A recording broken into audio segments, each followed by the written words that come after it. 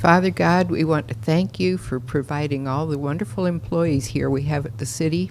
I know they're working and doing the best for us that they can do. Also, we want to pray that the council will use their wisdom to make the best decisions for the benefit of the city and the employees and citizens. I know we've got a new city manager on tap, and we pray that that will work. That will be a good thing for the city.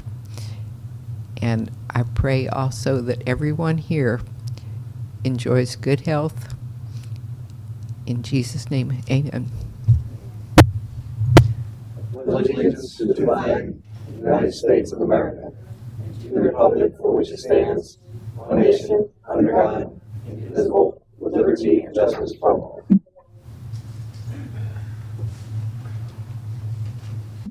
Madam Clerk, you take a roll, please. Mayor John Eric Hoover, Here. Vice Mayor Todd McClary, Here. Councilman Tom Kinsella, Here. Councilwoman Linda Rodriguez, Here. Councilman Bill Colombo, Here. City Attorney Nancy Meyer, here, Interim City Manager Sally Carey. Here. Starting off, looking to approve council minutes. I did have one thing to ask about the minutes. Sal's statement that he submitted was not included in the minutes. Did we want to have that in there? Even though it wasn't read, but I don't know what protocol is for that. That's up to council. I mean, I submitted it to council Right. electronically and emphasized that at the meeting, so that would be up to council if they wanted it in the minutes. What's y'all's thoughts on that? I mean, I think it should be included. It's normally read for the public. Yeah, So, fine. I mean, I think it's a good idea. they just add it as an addendum and then, Yeah, if it's not read, I'll include it. that's one thing I had on that, other than I was disappointed that my standing ovation for the fire department wasn't in there, but, that being said, any further discussion? Look for motion? Motion to approve the minutes with the addition of the addendum. Sorry. Motion second for discussion. All in favor, signify by saying aye. Aye. Opposed? Motion carries. Before I open up for comments from the general public, I want to read our statement. Public participation is encouraged. If you are addressing the council, step to the podium and state your name and address for the record. For public comments, please limit your comments to 3 minutes. For comments on action items, please limit comments to 3 minutes on the current topic only. Please limit your conversations while sitting in the audience during council business and silence your cell phones, as do not interfere with everyone's ability to hear the comments of both the public and the council during that time. With that, I have a couple signed up. We'll start with Dave Mueller. Welcome. Dave Mueller, 5439 Blue Point Drive. Thank you. A couple of meetings ago, there was some discussion brought up about the purchase of a boat. Being able to support up to 9 miles offshore. I believe a discussion needs to be held to refine the requirements of the police within our waterways. I took the liberty of sending each and every one of you an email with regard to that and identified my concerns.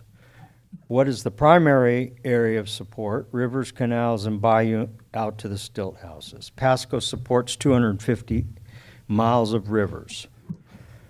Why are we trying to acquire an asset to support greater than 9 miles? Can a schedule be provided with patrols and incident report description encounters of tours? What's the proposed schedule and the number of missions for the new asset? What is the additional cost of maintenance and training and support of the new asset? How does the maintenance or does a maintenance log exist to provide information about this? The $105,000 was for a 22-foot boat. Really? This far exceeds the support the community this size can support. Almost all the entire support area is located in a no-wake zone. Why do we need a 22-foot boat with a 250 horse? Penny for Pasco needs to be reviewed for the most critical purchases and prioritized according to accordingly with this council. Several alternative solutions to consider. Buy used. Market now seems to be turning and a lot of good used boats are available. A good used boat with a shallow draft may be a good option. Ask our community if somebody has a boat, they'll donate. The best option may be to repower.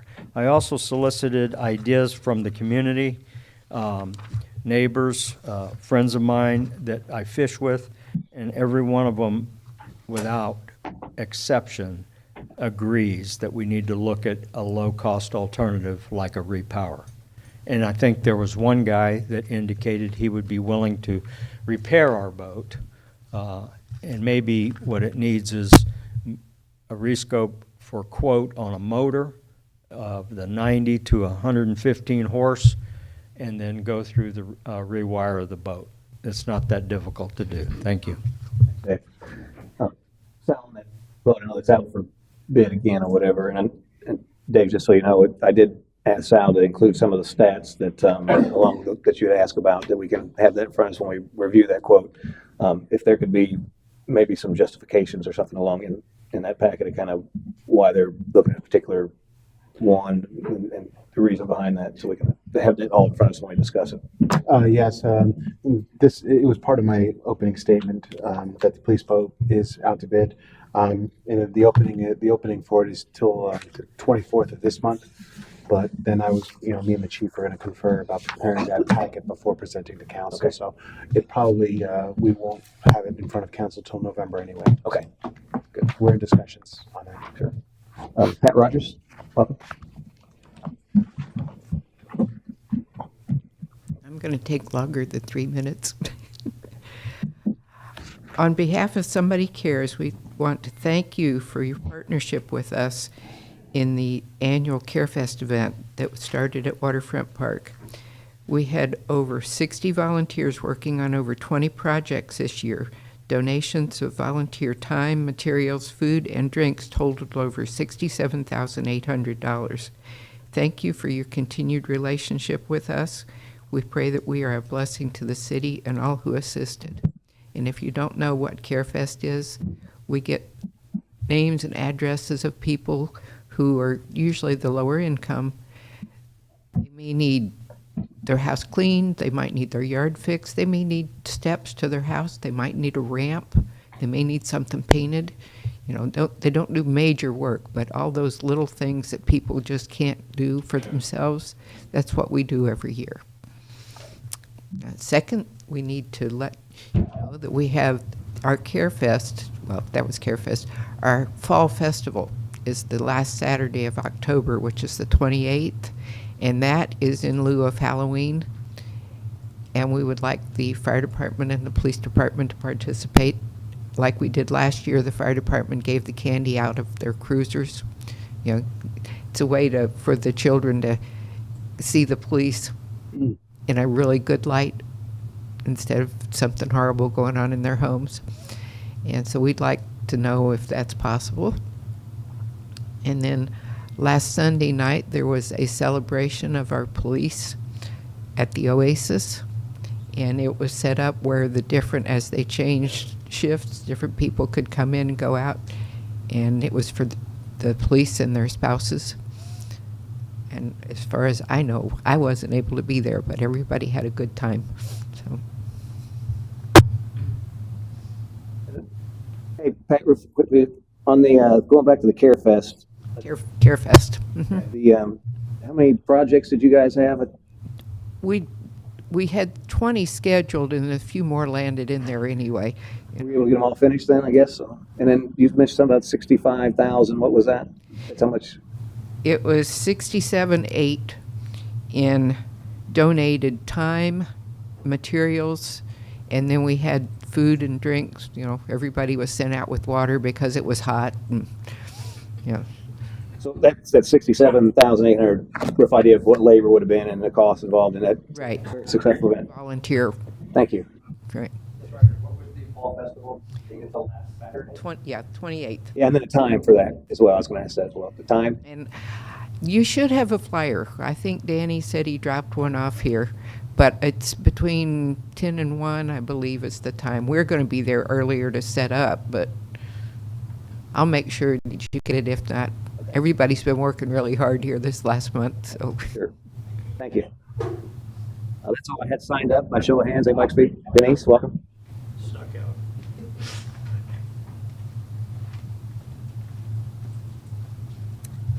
Hi, Denise McKenzie, 8225 Channel Drive. One second, Denise, is that mic on? I'm having a hard time hearing. Okay, Can you hear me? that's better. Yeah, try speaking to it a little bit. With the air conditioner on, it's very hard to hear. At the budget meeting a few weeks back, Bill, you said, and I quote, "Dredging, let's be honest, that'll never happen." Not with that attitude. I mean, come on. The city charter, the comprehensive plan, a strategic plan, all are dated, need revisiting. This is the third or fourth time I brought this up. If the charter's purpose is to guide councils and boards' decisions and is out of date, then what's guiding council's decisions? As far as code enforcement, Mr. Mayor, I heard you say at a previous meeting that you don't think we need code enforcement at all. Jeff said it's too much for one person. He's not been able to address commercial sites.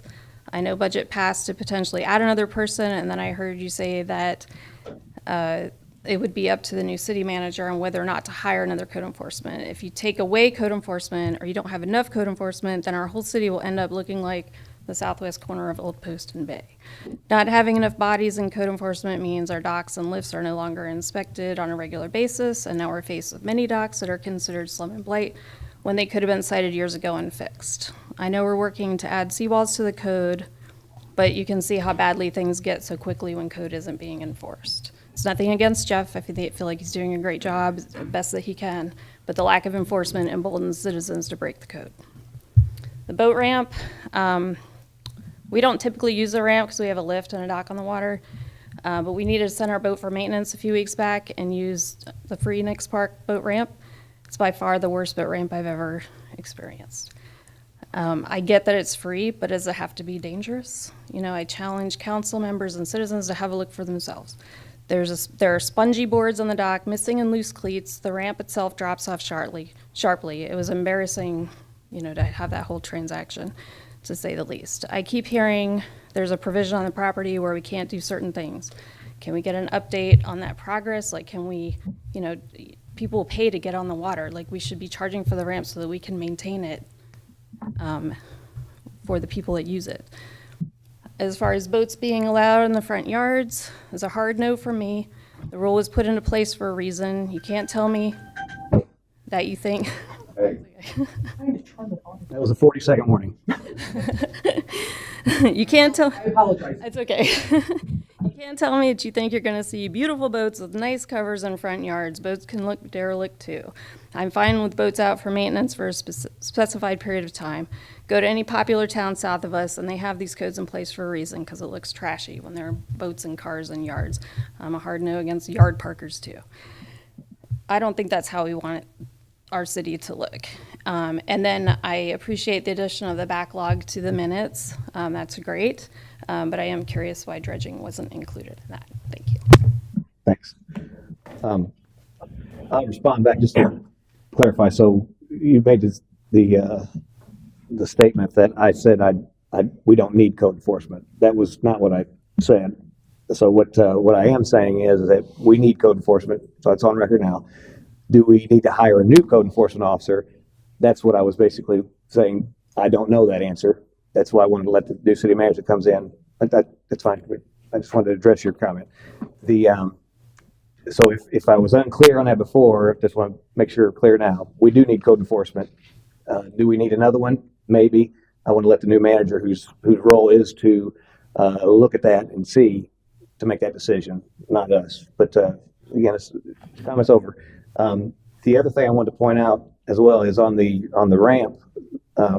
Just to let you know, we're going to be looking at discussing that in a future council meeting. So what you've noticed is noticed by not just you, but myself, several people in the audience and in the public. And so it's definitely something that we need to be looking at, and it won't be forgotten. We'll be discussing up here just to let you know. Anybody else have any comments for him? I think you were addressed too. Did you want to say anything? This is public comment. It's not a town hall, Mr. Mayor. Right. No, I just wanted to I don't have these. clear there. Okay. Anybody else like to speak? Show of hands. Seeing no hands? Up. Ron, welcome. Mr. Mayor, Council, I just wanted to give you a report and an update on the new Port Richey Chamber of Commerce. We entered into a contract today to purchase a building on Washington that is going to be used as a, Hey, Ron, could you state your name and address? State your name and address. I apologize. Ron McDonald, 7610 Deidre Circle. Go ahead. It's going to be a visitor center as well as a Chamber of Commerce, and we hope to promote as much as we can local business in any way we can. But we're still waiting on the IRS to give us our 501 classification, which takes them a little bit of time. But we've got our logo, we've got our paperwork underway, and I'm hoping by the end of the year we'll be up and operational. That was just all. Thank you. Anyone else like to speak? Seeing no hands, we'll move on to comments from the city manager. Turn it over to Mr. LaCarey. Thank you, Mr. Mayor. The city's state of local emergency has expired. The Public Works Department completed the storm cleanup for residents on September 30th. A total of $44,235.44 in Dublin fees was spent from contingency. Staff and I are working with FEMA for reimbursement. Any citizens that still may have debris will be allowed time from Code Enforcement and Development Services Office to remove their debris. City staff and the city attorney met with the PBA to continue negotiations on specific articles in the 2002-2024 contract on the 9th of this month. We have a follow-up negotiation on the 24th of this month. The Comprehensive Safety Action Plan bid packet is currently advertised and out for bid. The item will be out to bid till November 8th, and then results will be presented to the City Council at a later meeting. As stated earlier, the police boat has been sent back out for bid, and that opening will be on October 24th, and the results will be presented to Council for review, possibly in November. The Car Bay property is continuing to clear land, apply for environmental permits, and submit lien requests as part of title searches on the property. Development Services is working with them diligently to move forward. Advanced Engineering and Hayes Associates continue collaborating on both projects for the Cody River landing area. Advanced Engineering has submitted the FDEP permit. I met with both firms digitally on the 5th of October 5th and about the bid packets. I have sent them the city's bid template and asked the city attorney about the legality of joining both projects as one bid. Her and I have already discussed, and I have direction to move forward with both firms. I have selected a new Public Works Utility Director. Dale Rose will be joining us on October 16th. Mr. Rose has several certifications in water and wastewater treatment. He comes from Hernando County, working with them for 17 years. I will have him at a later council meeting for introduction. The Development Service Department is still collecting information to submit for a revaluation of the city's community rating system to qualify for a 20% discount on flood insurance premiums from the current 15%. Staff is meeting with an ISO representative at the end of this month to go over documentation for that submittal. On October 4th, staff and I met with Amber Smith from SwiftMud to discuss water incentives supporting efficiency, the WISE program, and other water conservation initiatives to implement for the coming year. On tomorrow, 10/11, there will be a FEMA town hall meeting for all Pasco residents at the West Pasco Government Center boardroom at 8731 Citizens Drive in Newport Richey from 6 p.m. to 8 p.m. It will be a forum to deliver information and resources for any Pasco resident. On a personal note, tentatively, my wife is scheduled for surgery on the 19th of this month. She'll be in the hospital for 4 to 6 days. I may be in and out of the office during that time and until the 27th. I'm not going to schedule too many city-related appointments during this time, but I will still be available by email, phone, and we'll be making reoccurring visits to City Hall. Our upcoming meetings, I don't know why I included today's, but once again, our next PBA negotiation is on the 24th of this month. Our next city council meeting is on the 24th. We will be having a CRA meeting also on the 24th. Our next P&Z meeting is slated for November 1st at 1 p.m. Our CAC meeting will be November 2nd at 6 p.m. And we have a council meeting on November 14th and November 28th. I also included CRA news in my report, but since we don't have a meeting that tonight, we can leave that for another time. That's all I have, Mr. Mayor. And we'll be thinking of your wife as she Thank goes you. to I appreciate that. With that, I'll open up to the council and mayor for their comments. Let's see, I start with Vice Mayor McCleary. Let you go first this time. First off, best wishes to your wife and yourself. Thank you. Second, on question I had regarding the FEMA application that for the 44,000 in dumpsters. Yes. That's obviously for all the trash. I know the city did pick up quite a large sum of lawn debris, landscaping debris that was also damage caused by the storm. That's not included in this. Correct. Right. Theoretically, would there be any recourse with FEMA for reimbursement of chipping up said lawn debris and that sort of thing in our current yard? Since we're storing there right now, it was obviously generated by the storm. Could we hire out that chipper and then get a reimbursement of FEMA, since most of that storm debris was generated by a FEMA reimbursable? I will talk with staff. We're in the preliminary stages. FEMA is still more or less reacting before they're correct. receiving. I've talked to our grant administrator and finance director that are both in contact with FEMA, and that's going to be a while. But we do have the amount of brush loads. We keep track of that anyway. So at the very least, we will have that discussion about the specific amount of brush loads that we picked up for this month, which was basically the brush that was picked up for October reflected September anyway. So that's what we'll report to them and see if they will reimburse us for brush. Yeah, See what we because can do for a lot of the cost of a chipper would be mobilization for it to be brought to the site and that sort of thing. Mm-hmm. If it happens to run for another couple hours and we reimburse them for the other couple hours, that would be beneficial for all. Okay. I'll definitely look into that. That was all I had. Flip over to Councilman Colombo. No comments other than, of course, reiterating what Mr. McCleary said, the best wishes to South Florida. Thank you. I know you've been going through this for a little bit with radiation, now it's surgery again. Hoping for a great outcome. Thank you. And I'll flip back over here to Councilman Cattell. Yes, wishing your wife well. Thank you. The last meeting or so, we had some correspondence from DOT about the golf cart crossing. Seems like we had some homework that we had to do. Is there follow-up on that? Is there something that we need to do to keep this moving along? I hate the idea of we're this far and then it suddenly gets lost because we hit an obstacle. We don't know how to handle it. So council is aware that I've included them. The mayor and I were included with information going back and forth with the FDOT.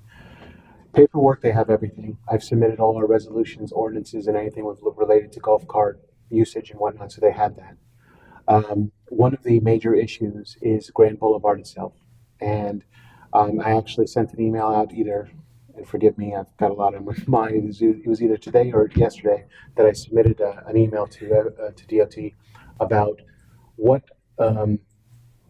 kind of dedication do they need from us in order to move forward. I mean, because I need to find out if they actually want us to do the work to Grand Boulevard first, which we all know is going to be an extensive project if that's what we have to do. Or is it some sort of promise to look into it into the future? So I've reached out to them to find out clarification on what they want.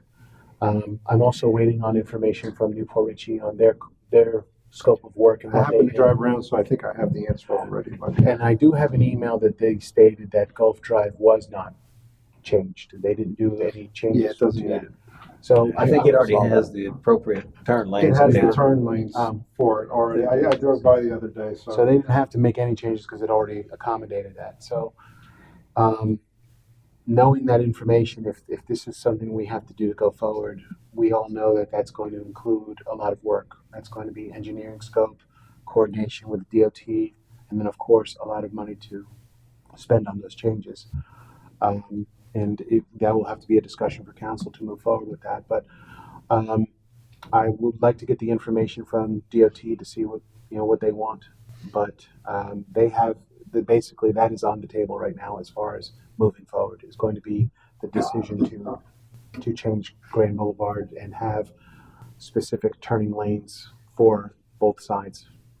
I can almost tell you that they will want a commitment from the city as contingent on their approval that the work is done ahead of. I'm sure that's what's going to come the way back. they'll say it. And I'd actually asked that question. They've not got back to me yet, and I'll follow up on that with them. My assumption would be that they would approve pending these particular changes that they're asking for the turning lane. And just so the public is aware, what they want to do on Grand is we'd probably have to widen it to a certain degree to accommodate the dedicated turn lanes so that on both sides, right? So significant effort to do that. Obviously, it's not just striping at this point. It's actually probably widened up. Yeah, and we'd have to see how much property we actually have to work with. We'd have to see if it's actually city property or now we're leaning into private property. Is it something we'd have to purchase from the gas station or the previous property that's to the north, on the west side, and then on the east side we're going to have to talk to DOT about that median island itself because that's basically theirs. We've received monies in the past to, of course, do beautification, but that median is there, so I'm sure they're going to want a certain specs and everything for that median going forward. But we can, if it comes to that, that's going to take quite a bit of time and monies to do that project. I'd actually thanks for asking that, Tom. I actually had that as one of the things on my list to cover.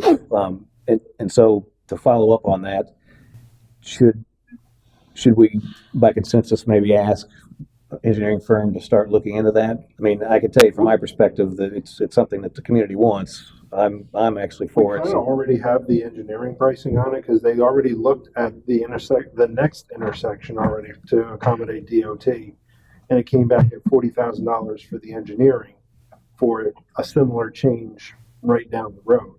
So from an engineering perspective, you're starting at $40,000 and probably going up from there because you actually now have to do two sides of the road. Mm-hmm. So there's additional engineering. So you're probably in the $40,000 to $70,000 in engineering.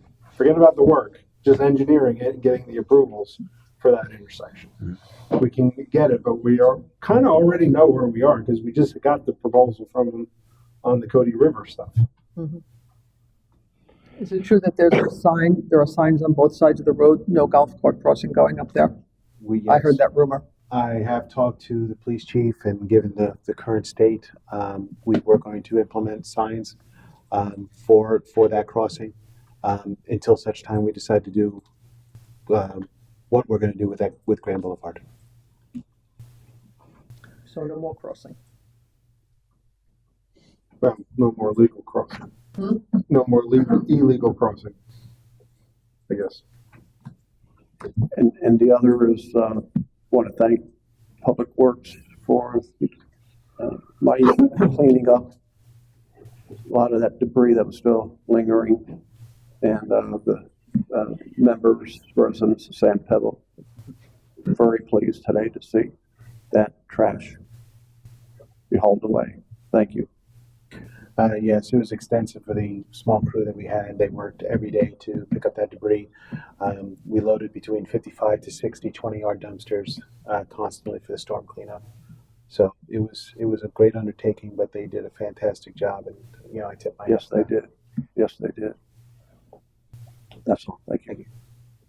Councilwoman. I had about the golf carts as well, so thank you for bringing it up.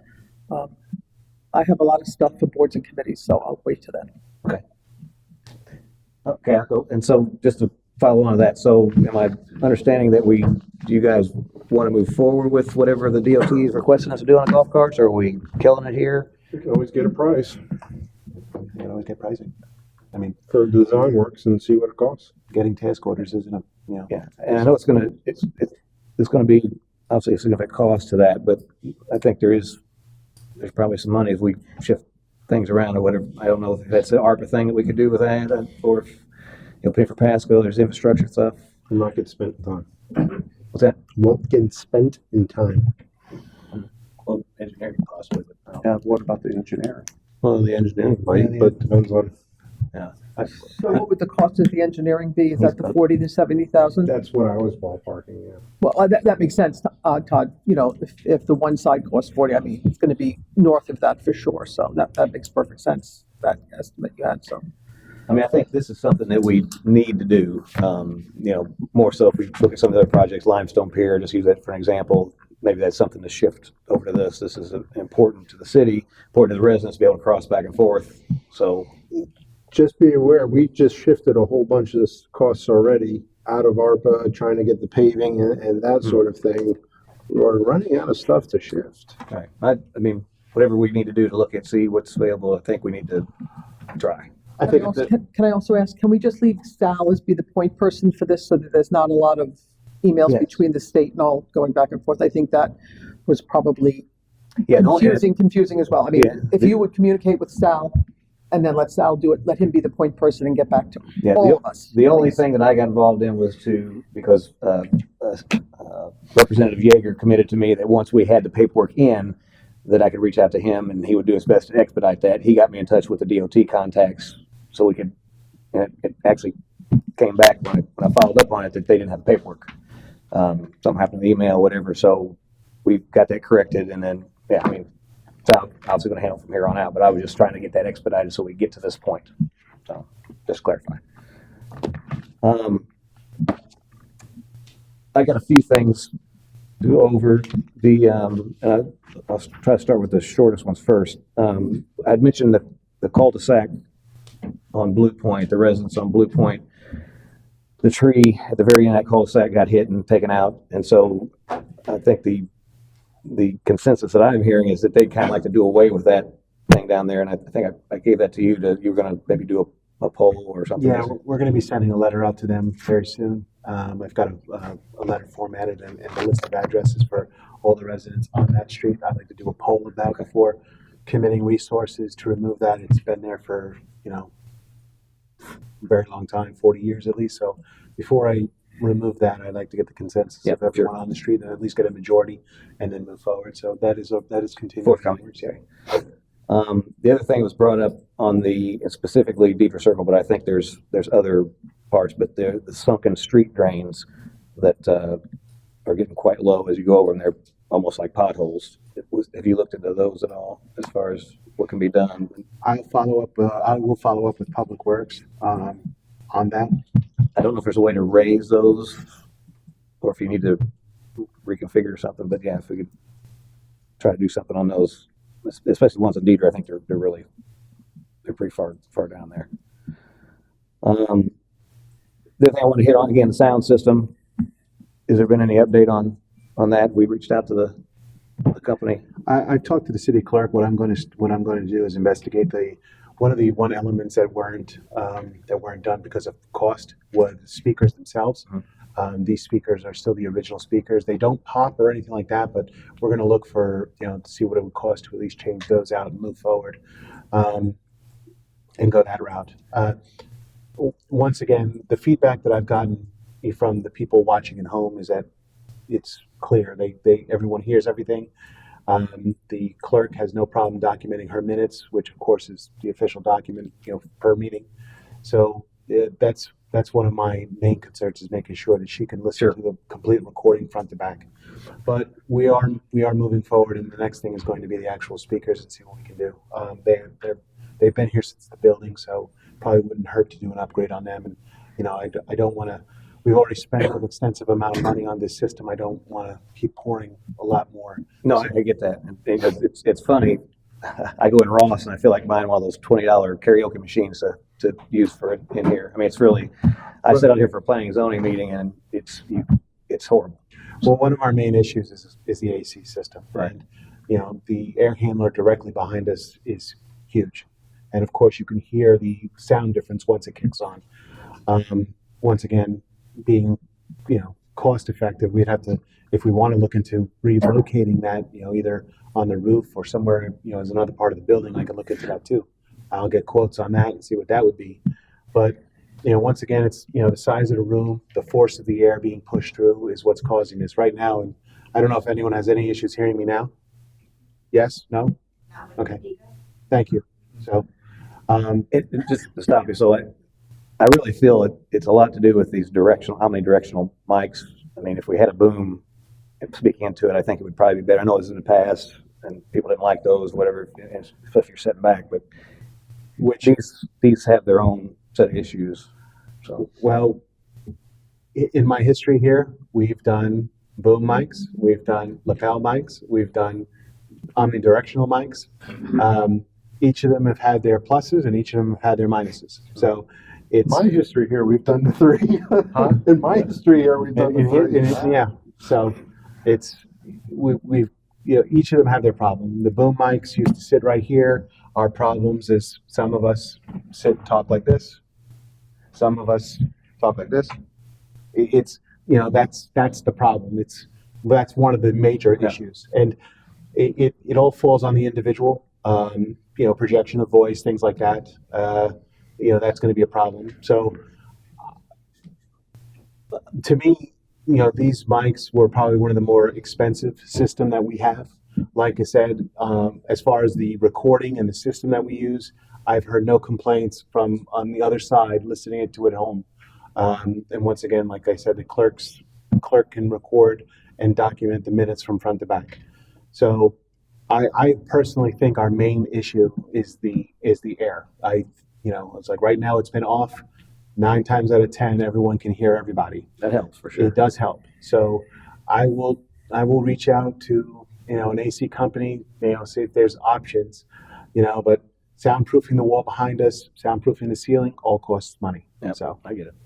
I just when I sit on the meetings at Pasco, obviously they've got a lot better setup than we do, but it's yes, they do. They got a lot more money. yeah, it doesn't seem that hard a mic and that they A would lot more paid for Pasco. have a lot more pay for Pasco for sure. Anyway, thanks for the update. The other thing, Mike Ferraz, he came and talked before council, a lot of information. And I mentioned to him when he came by, I'm looking into the grant to raise the home, and he had got a lot of good information. And I asked him if he'd be interested in sharing with council, maybe get him on the agenda. One big thing is that with the storm we had with the water flooding, and people are cutting out drywall, fixing their stuff, not getting a permit. There's some issues that can come from that later on down the line, and I think it'd be good to have him here to bring some of that awareness to the public to talk about that. I have a concern in bringing Mike Ferez because you're bringing one contractor to a public hearing to essentially discuss his business. No, not talk about that. Just talk about and let me back up here. That's the reason that I was talking to him. Oh, yeah, okay. Not that's going to come here to sell. That is no. The information that he was providing me about if the people are fixing their homes without going to get the proper permitting and stuff like that, FEMA can come back and there's some bad things that can happen, and maybe Mike. Just like, don't we have an Why don't we have employee him that can do that? talk about it? I was going to cue him in. I actually just had a conversation with him and Veronica recently about, we had a talk at our department head meeting about outreach to citizens. The building official is not allowed to enter the home. It's not allowed, unless given permission, he's not allowed entry. And, we all know is that a lot of people will make insurance claims. They'll, get what money they can and do the work themselves. But we want to educate them that, to make sure that the work that they're doing, to get a permit so it can be properly inspected, because there's going to be items that they're not looking for. They may replace the drywall, but not the insulation, which will, if still soaked will cause more mold. The wiring itself may have been damaged from the floodwaters. So these are things that we want to, bring to light, and we're going to do a, series of information through the website and Facebook of educating the people that, it is a step and tedious to do, but getting that permit will help secure a safe home for them and anyone who's going to buy that home in the future. So that's another thing to think about. So Yeah. we just had this conversation. Okay, good. And I don't care who does it. He just, like I said, gave a lot of information, and I was just, wow, this is important to know. So whether it's him or Mike or whoever, if we could do something from the city to actually inform the people so they're aware of that, the better off they'll be. No, we would definitely want people to get permits because, like I said, it's actually for their safety. Yep. I want to give an update on the joint use polls with Duke Energy. I reached out to Rhonda Santana again, and she provided this update. And so I'm just going to read a little bit of this. As a follow-up to our phone conversation this afternoon, I want to provide you with an update regarding the joint use polls that are remaining throughout the Port Richey area. Our contract partners are actively working the area and have identified roughly 55 poles that are ready to be transferred and pulled. Our contract partners transfer as many as they can, but sometimes there are situations that prevent them from doing so. These are identified as complex transfers. Approximately 400 poles have been identified as complex transfers, meaning the transfer will need to be completed by the joint user. For these complex transfers, a service ticket, NJUNS ticket, will be submitted to the joint users to transfer their services to the new pole. These tickets are currently in progress of being submitted if they haven't already been done so. She'll say this, I might suggest to see if the city has a contact with these joint users, Bright House, Charter, Frontier, etc., to see if they could help move these along for us. Please reach out if you have any additional questions. Hopefully this information is helpful. So it looks like there's 55 that they've identified, and so if those, they should be coming out relatively quickly. And then the 400, I don't know if she was just looking at the actual city limits or the Port Richey address, but within the area, there's 400 poles that are in those cases of still need to have stuff moved off of those. So do we have somebody that do we have contacts with those guys that somebody can follow up and try to help expedite that? Yeah, we can definitely follow up with them if you want to forward any information. Yeah, I'll forward this to you. Follow up. But they're probably talking about the unincorporated part of Port Richey as well when they say the 4. Yeah, there's probably, I don't think we have by that many, but people have been asking about that. And I think you going to mention it as well. The last thing I had the pleasure of attending the IEMO 1 training, Institute for Elected Municipal Officials, this past Friday and Saturday. A lot of good information. One of the things, the sessions was on taxes and other sources of revenue. Lee Feldman, which was a past president of the ICMA and the FCCMA, which are the city manager associations, he talked on that particular topic, and there was a couple things that he had brought up in there, and I wanted to just make sure that we were kind of doing a similar thing. There's a communication service tax. I know we get that. He said one thing that people move around that changes that. And he said it's important for the city. He did it quarterly when he was involved, actually going up and updating that database with appropriate addresses to make sure that we get the max credit that we can from that tax. Does that ring a bell to you? No, I'd have to look into that. Okay, so I think there's a database that the city can update to make sure that all our information is current, whatever. And like I said, it's a quarterly thing that he did. So if we can look at it. We receive that annually. We have to update that. The auditor or something on it. Okay. Thank you. Thanks. Talked about business tax receipts a little bit. I was wanting to see if we could maybe get that on the agenda in the future. And coupled with that, there may be businesses in the city that aren't getting those. I'd like to review the fees on that to see if and I know there's some limitations on how you can, I think it's a 5% limitation to move it up or whatever, but I think we need to look at that. And I wanted to ask about short-term rentals. If there's any monitoring that's being done on that to include that, I think there might be some money being left on the table with some of that stuff that goes on. I know we have several short-term rentals in the area. I know we've had previous conversations on short-term rentals, and previous to you, the attorney was very leery on segregating out, for lack of a better term, short-term rentals and treating them as any other, because apparently there's some state statute or something. There's lots of wrong stuff happening with it, yeah. So I know there was some pushback originally. I defer to you There's entirely. a lot of preemption in short-term rentals, so we have to look Right. at exactly what we're looking at doing and talking about Yeah. to see if it's something you could do. Yeah, I just want to have a conversation about it. There's something out there that we could maybe do to generate something from that. Then the last thing, is, I brought this up in the past with our waterfront overlay district down there, and obviously with all the CRA money that we have earmarked for that. I actually used our scenario with Lee to talk about what his thoughts were on that as far as a special assessment in that area for those things, and he agreed. It sounds like what we were going to do down there would be opportunity to use a special assessment where the businesses basically kick in around there to help fund that. Obviously, if we discuss that and see if that's something we could maybe do, that would free up a couple $1 million CRA money and do something else with. So if we could maybe look at a special assessment, I'd like to talk about that, see what would be entailed in that and potentially what we could do. Is that something you guys want to entertain, like a consensus, or?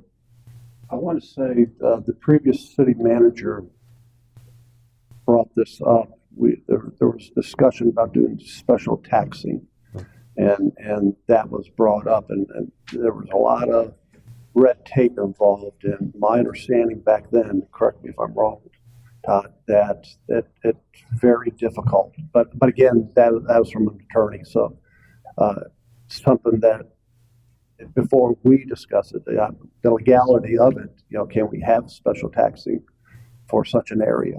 Yeah, Lee thought there's specific rules around that. It has to be for property, not people. It has to just be a defined area. There's a lot of rules around it. But again, it's something I think we ought to look at, because obviously if we can get some of that funding to take care of that through a special assessment. And again, I bring that up as well because everything's for sale down there. So whatever we were to do, let's say new buyers come in, they're coming in and help funding that work, as opposed to us just shelling out our CRA money. So I think it's something worthwhile to talk about and see if it's an opportunity to generate some income. That's all I have. Next up is comments from boards and committees. I think you said you had. I do. I have a bunch of stuff. The CAC met.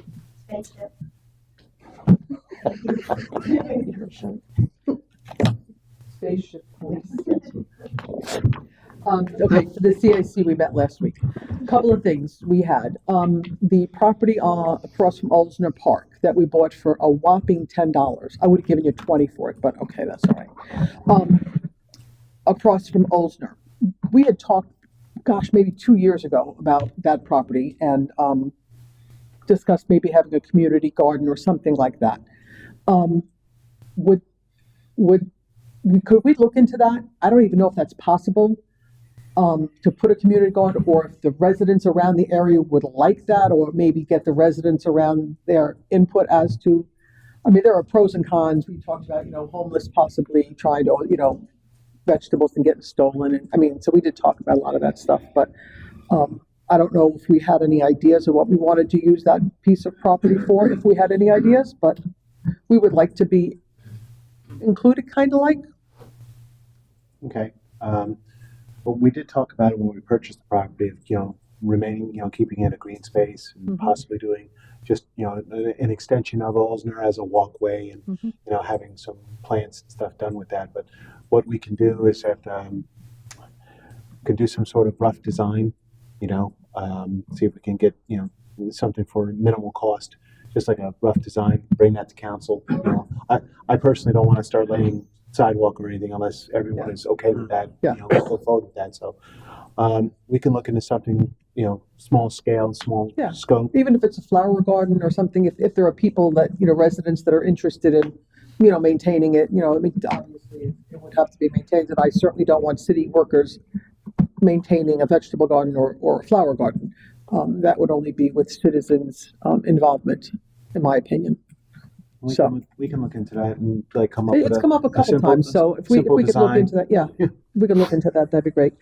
And another thing with Olsner Park, everybody hates that wall. And we have talked, probably as long as I'm on CAC, as putting a mural on that wall or some sort of a mural. So we threw around a couple of ideas. And one of the ideas was on that long wall in Olsner, making it like a kid project, painting it like a lighter color, and then letting kids come in and paint on the wall, handprints or whatever, make it like a community kids event. It's an idea. And then on one of the bathroom walls at Olsner, because we want to like kind of make things pretty, not just plain, maybe get a professional mural person to put on one of the walls to make it nice down there. That would cost more money than the kids writing on the wall. That's not the first time we've had that. We actually had the entire wall and the bathrooms done in art. We had a local citizen that donated their time to do that. But then after a while, that flaked off and it went away. So it was painted the white that it is now. But I mean, I'm open to whatever suggestion you like. I mean, it's fine with me. I have no issues with that. I'd like to at least do the wall for the kids. That would be really neat. We had talked, Nancy, you and I had talked about the life jacket donation. What we're talking about is one of our committee members had gone to, I think it was Jacksonville, and at the boat ramp, they had a volunteer life jackets. If you didn't have enough life jackets, you're able to take one and then possibly return it. And I did not follow up again with you after our initial conversation. So that was a while ago. But yes. I think if memory serves, when I looked into that, it was funded by a private entity. Okay. So I'd have to look again because it's been a long Okay. time. Yeah. Can we look into that again and see if we can follow up on that? Yeah. That would be great. And we were talking about like putting it down at Nick's Park, just so people, if they needed a life vest, they forgot one at home or whatever, they could get it and then return it when they came back. Insurance company too. Yeah. Yeah. Because I know technically you're Jacksonville does giving a it. life-saving device that if it fails, now you're responsible. I agree, but they wanted me to bring it up again, so I wanted to bring that up and see if that's used, because Jacksonville is doing it. So there's a boat ramp in Jacksonville that is doing it, and I'm sure they have the same. I think, didn't you look into that? I remember we looked into Yeah, it was at least 2 months ago, so I apologize for not giving you a heads up that I was going to bring it up. I apologize. I want to say the sheriff's department was somehow involved, but I believe there were private entities that were supporting it. Okay. But I will look again and bring it back to you guys. It's probably an LLC, so if you sue them, then it goes nowhere. We do have a Meet Your Neighbor October 11th, that's tomorrow. At The garage. the garage on Grand. That's tomorrow night, I think 5:30 if I'm not mistaken. And we had talked about the internet casinos in the area. And they're kind of concerned about them keep popping up. What is the rules on that? Can we, do we just, if they want to continue to pop up, is that okay? Or is there some sort of a? We have nothing to restrict the type of business.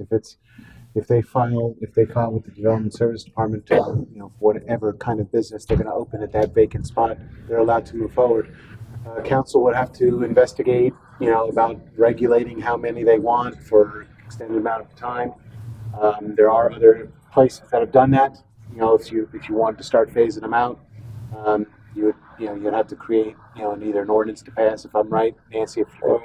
I heard there was a lot of pushback on that too, Goes and back a and lot forth, of so. legalese and lawyers making a lot of money, no offense. There's limitations, that's what we do. There's limitations. There is limitations on what you can do.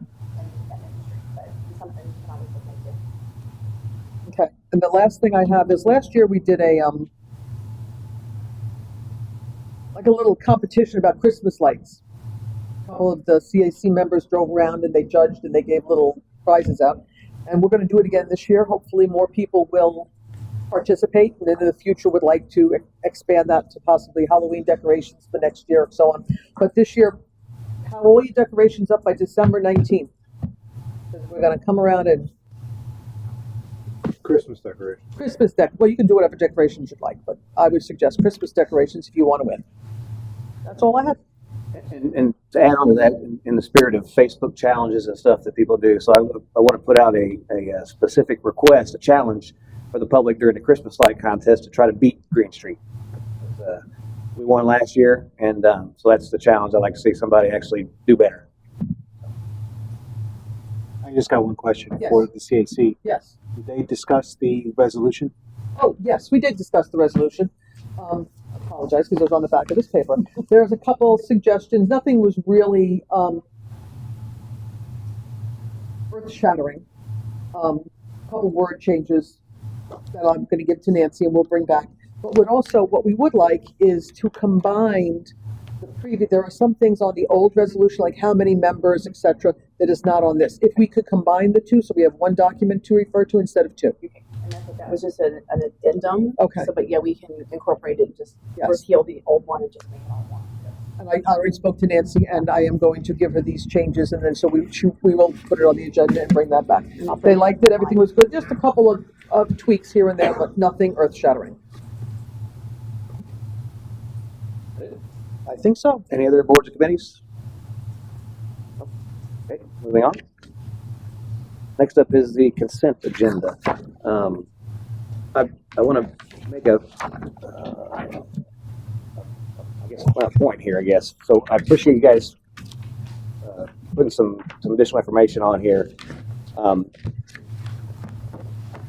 What I'd like to see, actually, make some notes here. This is helpful, but I think it would be more helpful if we're looking at this. For instance, on the top one, payroll taxes, the account's multiple, so we don't have a remaining balance, and we don't. And I don't know that the remaining balance is as important as the monthly expected spend. And I'll use an example. Forgive me. I'd use the attorney thing just because I'm aware of it. So if we look down to the $18,445.50 payment amount for October for the attorney, if I believe we have a budget, and I reached out to Rachel before the meeting. I believe it was $180,000 that we've budgeted for the year for the attorney. That may or may not be exactly right, but we'll just use that for purposes of this example. So at $180,000 budget a year, that's a spend of $15,000 per month in attorney fees. So here we're at $18,445. So that example would be an overage of $3,445.50. If you take the current run rate of $18,445.50, that puts you at $221,346 for the year. So what I'm looking for on here, and I think it would help all of us to help bring awareness to what we're spending on this consent agenda, is an example like that we would not only have a remaining balance, but this is the projected amount we should be spending to stay within our budget. And if it's multiple accounts, that's okay. We don't necessarily need to know what account's coming out of. We just need to know what the total thing is. So in this example, across all the accounts, $180,000. We should be spending $15,000 to stay within that. If we're constantly over $15,000, we're going to end up a lot over that a lot. And you take that on all the other items on the consent agenda. It just gives us some visibility into where we're at on that, so we can maybe a couple months into the year we can make adjustments if necessary. So maybe just do a little more work on that. Give a little information, but I appreciate the effort.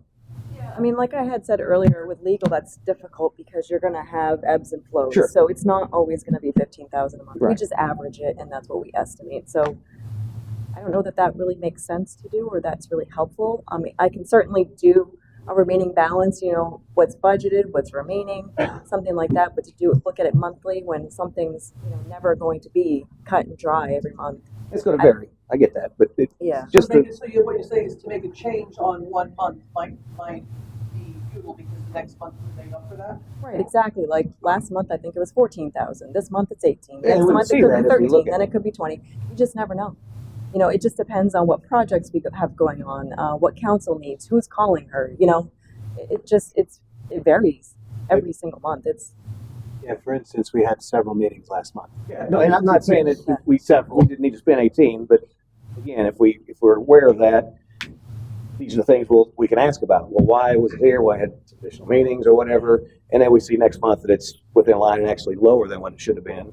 Again, when we just come in here and look at these numbers and say consent agenda, okay, that doesn't really help us manage the spend. And so at least from my perspective, I'd like to be able to see this, because I'm not digging into these numbers like you do every day. I'm coming here, I get a council packet, and I'm just saying, okay, we're spending $18,445 this month. Okay, and next month maybe it's 12. But next month I would see if it was 12 that it's $3,000 less than. So I realized, that last month that we were over. Now, so I can kind of track that. A lot of the stuff on the consent agenda are things that we have no control over. Payroll tax, waste Waste Connections dumpster is on that. September retirement, FRS. Those things we have no control. Exactly, and those should be pretty, the budgets are So I mean, pretty it much, is what it is. that, we won't have variances there. Plus, I also want to point out is the budget. When you think of the overall budget, there's going to be other line items that are not going to be utilized as much, throughout the year that can also augment the ones that we're spending on. So it's not like we have a fear of going over budget. That's what we have the quarterly meetings for. That's what we have. We release the finance reports on the website. That's why we're audited, every year. It's to see where we go, where we are throughout the year. We do all this, and Mr. Duke was he emphasized especially the quarterly meetings to see where we fall, to make sure that every department and most of their line items were falling within they're supposed to be. Regardless, we can look into augmenting this. Just, And that's like I not a said, problem, it's just a management tool to be able to see what's going on, and we don't have to think about it. but just to let you know, I mean, if it ends up that if we are using attorney services more than something else, it's the overall budget you have to think about. It's that, like I said, there's other line items that can compensate for those overages. We also have the contingency fund that compensates for those overages. So, and of course, that comes to light throughout our year, and we look for things like that. But once again, when it comes to these things, me and Rachel will sit down and discuss and see what's the best way to present that. This was a first draft, and you brought that up before. We tried, it's a little bit different for everybody, but we will continue to work on that. No, I appreciate the effort. Like I said, just trying to get to that so it's easy to see kind of where we're at as we're proving these things. So with that, I'm looking for a motion on consent agenda. Motion to approve the consent agenda. Second. Motion second for discussion. Anyone from the public like to speak on it? Seeing no hands, put the vote. All in favor, signify by saying aye. Aye. Opposed? Motion carries. Moving on to council business, our first item, number 3, purchase request, Thrive IT Implementation Services. I'll pass it to Mr. LaCarrie for introduction. Thank you, Mr. Mayor. I'd like to point out that for our council business, number 3 through 5 are pretty much connected, as it's kind of obvious in your packets. So it would, it all depends on how we move forward with each one, but it's kind of a group package. But because of the of where the funds are coming out from, what these are, we separated them in the packet. At the September 26th, 23 meeting, city council meeting, Thrive, a CGIS compliant IT company, presented its services to the council. The city is seeking cloud services for all city departments to achieve uniformity and increased network security. This implementation includes an on-site scope of work for the current cloud and email migration into their system. Some city departments are using cloud services instead of a local network. Other departments are functioning on an outdated networking equipment that needs frequent repair or replacement. Replacement of said equipment is costly, and management of the networks has a monthly cost through the current IT network vendor. The proposed vendor provides additional services and security measures not currently in place while meeting CGIS compliance requirements set forth by FDLE, allowing all departments to become cloud-based, including our police and fire departments. To stay within the fiscal year 23-24 budget, the cost of the implementation of this package would be paid using ARPA funding. Looking for a motion to approve the Thrive IT implementation cost of $23,880. If I may, I think we're taking these a little backwards. I don't know what everyone's feeling on it overall, but if we don't approve the monthly services, I'm not even sure Thrive would do this service per se. So it seems like it's almost a backwards assessment of this, and I may be wrong. Can they even do or would they even do this without the other two? And the reason I'm saying is, if we were to deny number 4 and 5, i.e. no monthly service through Thrive, would they really be doing the $23,000 update? No, and that's why, like I said, these items are pretty much connected, and I separated them because of where they're going to be coming, what budget they're going to be coming out of, what line items. And I do have Mike McMillan from Thrive to explain any of your questions. But the implementation would be first. It would be the scope of work would have to them coming on site and begin that process to integrate their network and cloud into ours. The monthly prices, the second number items 4 and 5 is pretty much the monthly price for the cloud service and then the monthly price for the Microsoft 365. So the implementation would have to happen first. Yeah, well, what I'm trying to say is though, is you basically have to buy them all or you buy none of them. Yes, that's It is, so you can't say, yes, I agree with number 3, but I don't like number 4 and number 5. No, that's why I said they're all connected. Yeah. If we say no to the first one, then we move on to item number 6 because it would not make sense to move forward then. But like I said, I broke them down. I had to break them down for the fact of budget where they're coming out. I just wanted to make sure you can't say no to one and not the others. No, absolutely. Essentially, if you vote yay on the first item, you're going to vote yay on the next two. Theoretically, yes. Although we can do anything we want. Sure. We have that power. Does not make a lot of sense. That, we also have that power too.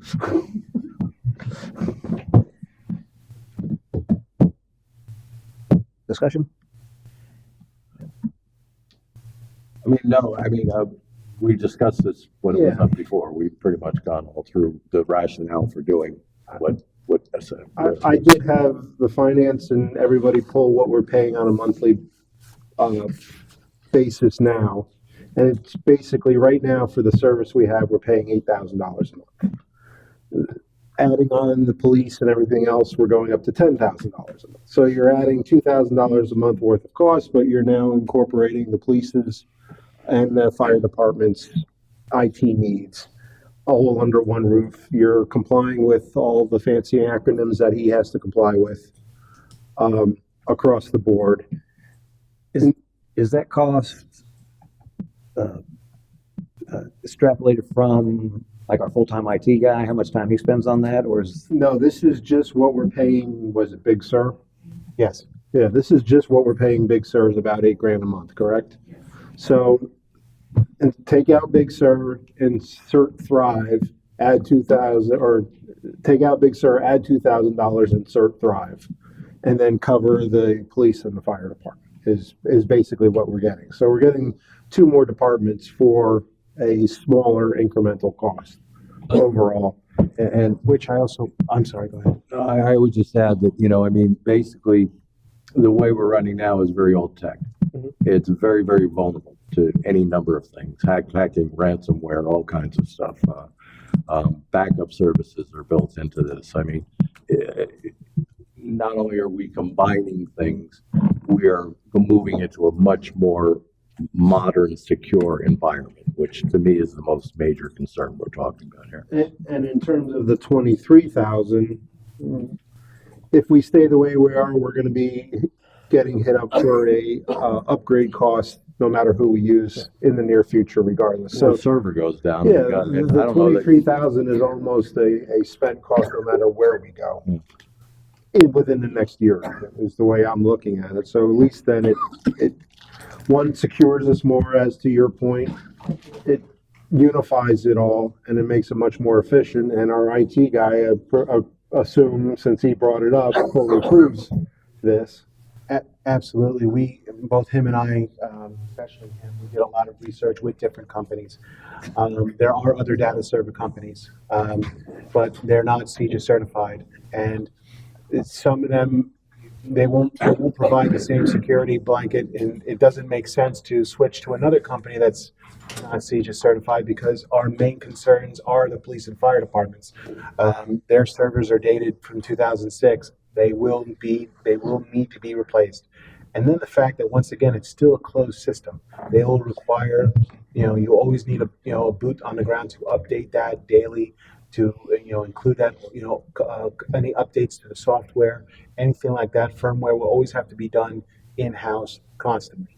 So doing this is setting a new precedence going forward. And with the mandates coming down from Florida, with no compromise or no payouts for ransomware, other cities in Florida that have had issues, I implore the council to move forward on this, because one way or the other, many other cities in the state of Florida are going to be going forward with something to this magnitude, just for the fact of what the Florida statutes and mandates that have already been handed down.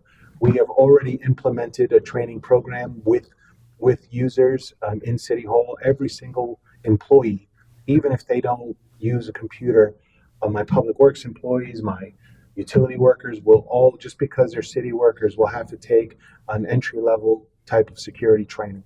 Just in the event that they have access to any of the systems, they are mandating that training like this happen. So we've already begun that program, and other programs are going to come down to for council, for myself, for all staff to take. This is the state of Florida, the governor's office is already being used by this company. Several other municipalities, several named agencies are using this. It's a positive move in the right direction, setting a precedence for at least the next decade. 2006 servers. Wow. Yes. I mean, George, did I have that correct? 2006 or 2008? 2008. 2008. Oh, well, see, we got 2 more years Oh, left. wow. Sorry. yeah. I apologize. I thought it was 6, but no, it's 8. Oh, we could kick this down the road 2 more years. They're even running. I don't even want to know what version of software they're running. Yeah. 2008. Yeah, 2008, exactly. Yeah. We get parts off of eBay. I used to do IT. I know exactly what you're talking about. Yeah. There were times we had to do the power supplies, fans, whatever. Yep. And so this is in my wheelhouse. Obviously, is what I do, my full-time job, similar stuff. It's the one thing to point out about cloud. There's a lot of advantages to it. You take all that; they're maintaining those infrastructures for you, and you're basically paying as you use the stuff, and you don't have any of that headache that you have in house. Now, there are some advantages of having it in house. I don't know from a city perspective, since we're not really in the IT business, that we gain anything from doing it. Probably actually costs us more. And like I said, things get outdated. We miss out on some of the security stuff that we can realize that we need. So it sounds like the main concern, obviously, is you shift all this stuff to the cloud. You're kind of at that vendor's mercy. So it's 8,000 something now or whatever. If we're using more, that cost is going to shift up down. I don't know that here at the city we're going to have a whole, because we're not spending on servers and whatnot. So I don't know that we're going to have a whole lot of impact. That should be a pretty stable number. But just to make you all aware that it's a consumption model. The more you use, the more you pay, and it can, if you aren't careful, it can get out of hand. But like I said, I don't know that we would necessarily have that type. But the stuff we have right now is not secure. Is that But correct? no, you definitely gain a lot. So I mean, and we have a lot of And information. No, it's okay. No, I'm sorry. We have a lot of information on residents that need to be secure. I mean, with police and fire, as well as other things that are not secure at this time. Is that what I'm hearing? Correct? I think it's a no-brainer. And just for an example, like I said, we at Humana, we've moved some stuff to the cloud or whatever, and they regularly come back and they look at the costs, and we got to go through that and try to adjust that. There's test environments and stuff like that. But like I said, Nothing from the is city perfect. perspective, we don't probably get in a lot of that, but you can rack up some pretty high bills quickly. Because I would just make the point that, I mean, in today's world, we all know it. Businesses, government agencies, everybody is pretty much moved up to the cloud. The only reason you don't is if you've got some legacy software that it's just virtually impossible. If you're like an insurance company that's still running software on a mainframe someplace or something like that, I mean, it's just it's the way of computing these days for a variety of reasons, and obviously they've been enumerated by Mr. Lagarde. Yeah, and it sounds like based on the cost, it's pretty much a wash what we're doing now, other than the upfront $23,880, which we would have that cost at some point to do what we need to do with the other stuff anyway. So Yes, this was all factored into the budget before we presented the budget to council. So it's within our budget. We can move forward with it. That was already implemented. George, my IT specialist, is very diligent about when you're talking about the fluctuations. Users come on, users come off. It's about monitoring. One of the first things we did was, older email accounts that were existing, we delete, you remove them. You have to do that kind of maintenance, and that's why I'm very happy to still have a boot on the ground because maintenance like that was not done for a long time without a boot on the ground to maintain that. And still today, it's named emails and stuff that we have now. We're trying to get away from that. That's why, for instance, your email account is basically the mayor. That will now carry on throughout different mayors as we move forward. And I will do eventually that with council. I will do that with as I receive new employees. That will do that, so we can phase those old names out. We don't need to hold on to them, and we have one single account. That's very important as far as uniformity. If anyone needs the information from the previous person, contacts, whatnot, that will still be there.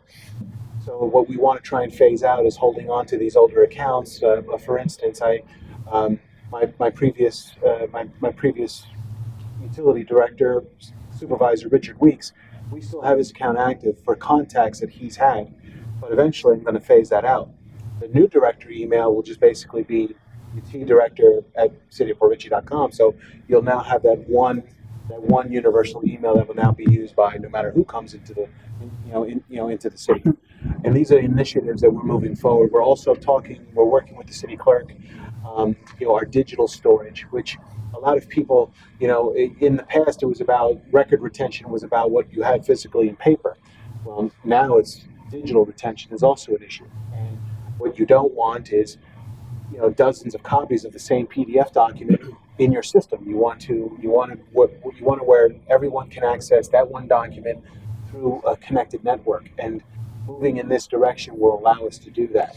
What we have now is, if I get an email and I take that document, I put it onto my computer, now that's a copy. And then I go ahead and send it to someone else, and then they save it, it's a copy. What we want to do is eliminate that and avoid extra incurred costs such as storage and extra information. So we have those initiatives in place and we're already moving forward on. So that's why our current vendor right now, and with the cloud network, like I said, has worked very well. But our main goal now is especially the police and fire departments that don't have the equipment that they need or the security. And that's why we need to go with a CJIS certified company. I wouldn't go with any other company but a CJIS certified in order to be complying with especially law enforcement files and whatnot. Motion to approve the Thrive IT implementation cost of $23,880. Second. 88. Second for discussion. Anyone from the public like to speak? I think Dave. Welcome. Dave Mueller, 5439 Blue Point Drive. Once again, Mr. McClary rises to the occasion and points out the obvious. Why don't we compare what we're buying to what's going away? It's very simple. He called, got the answer. The point is this is a business case. It's real simple to make a decision, and you arrived at that once those facts were presented. We're paying $8,000 a day. We're buying $10,000 tomorrow. We're getting better service and more bells and whistles and compliance, like Sal said.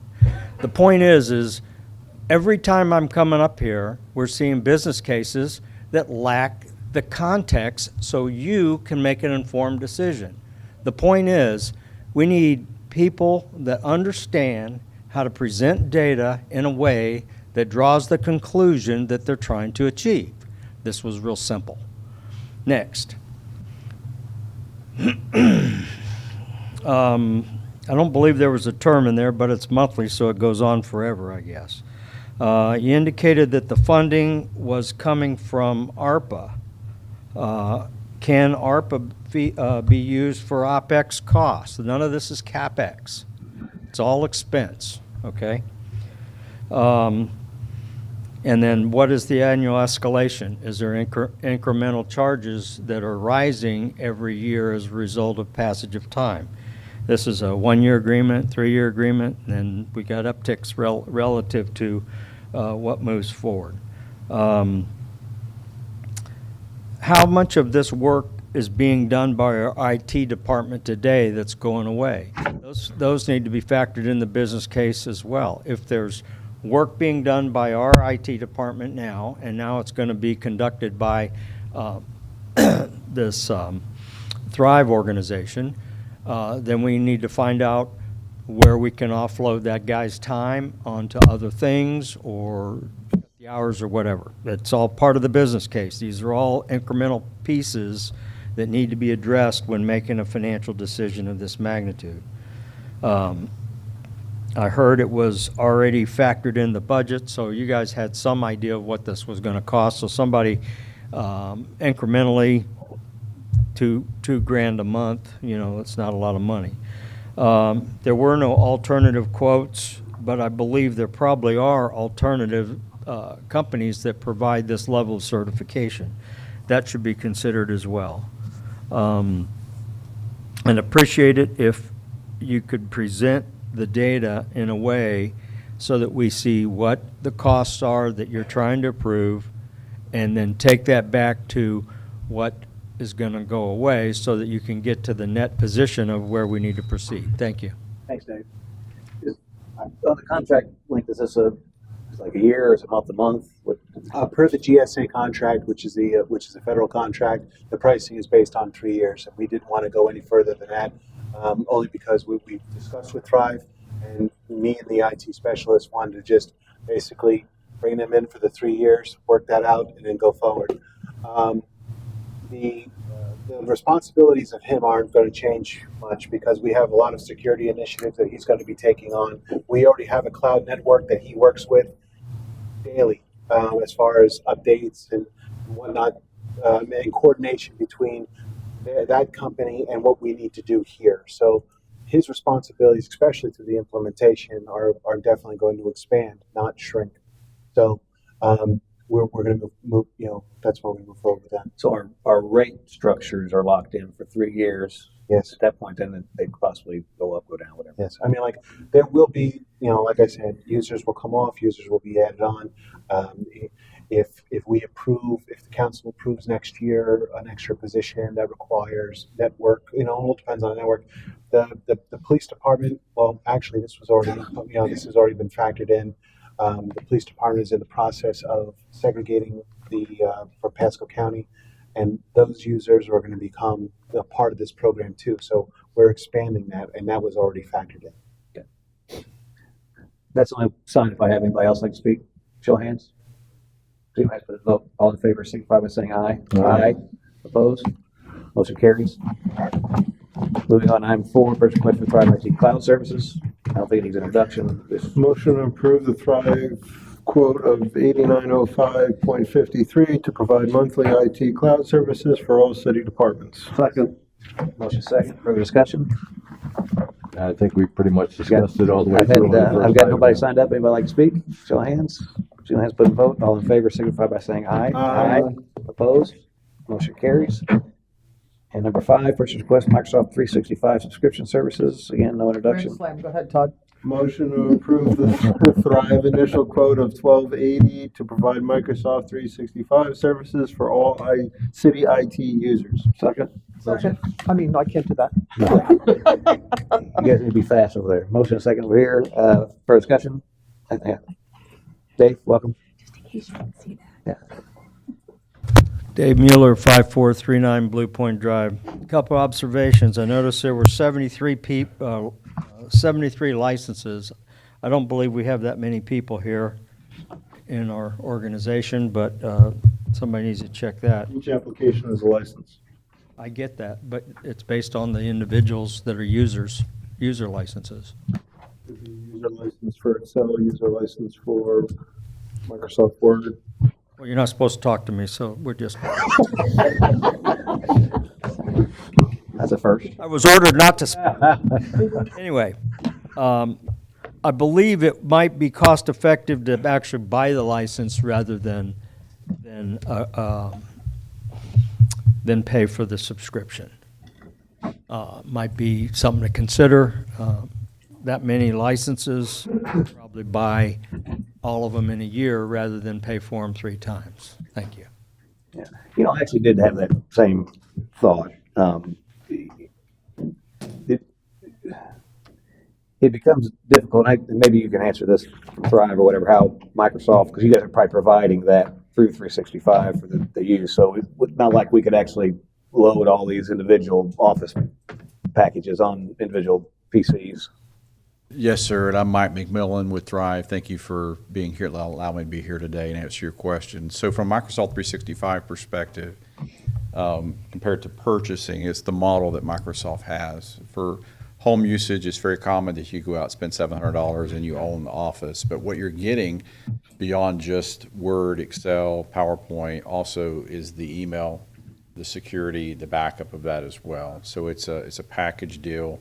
It's much more secure. Microsoft today is putting all of their money into the M365 model, not into on-premise. On-premise Exchange is defunct, and you can't find Microsoft support. If you want to go out and hire an engineer as an employee, very difficult to find that. Whereas in the M365 Cloud or Microsoft 365 Cloud, all that infrastructure works. Plus, it's highly available. If you had it sitting here and you had a power outage, a lot different than if it's sitting up in the cloud, and very rarely does Microsoft's platform go down. And you mentioned the email. We use a provider to do that. Is this a change to this?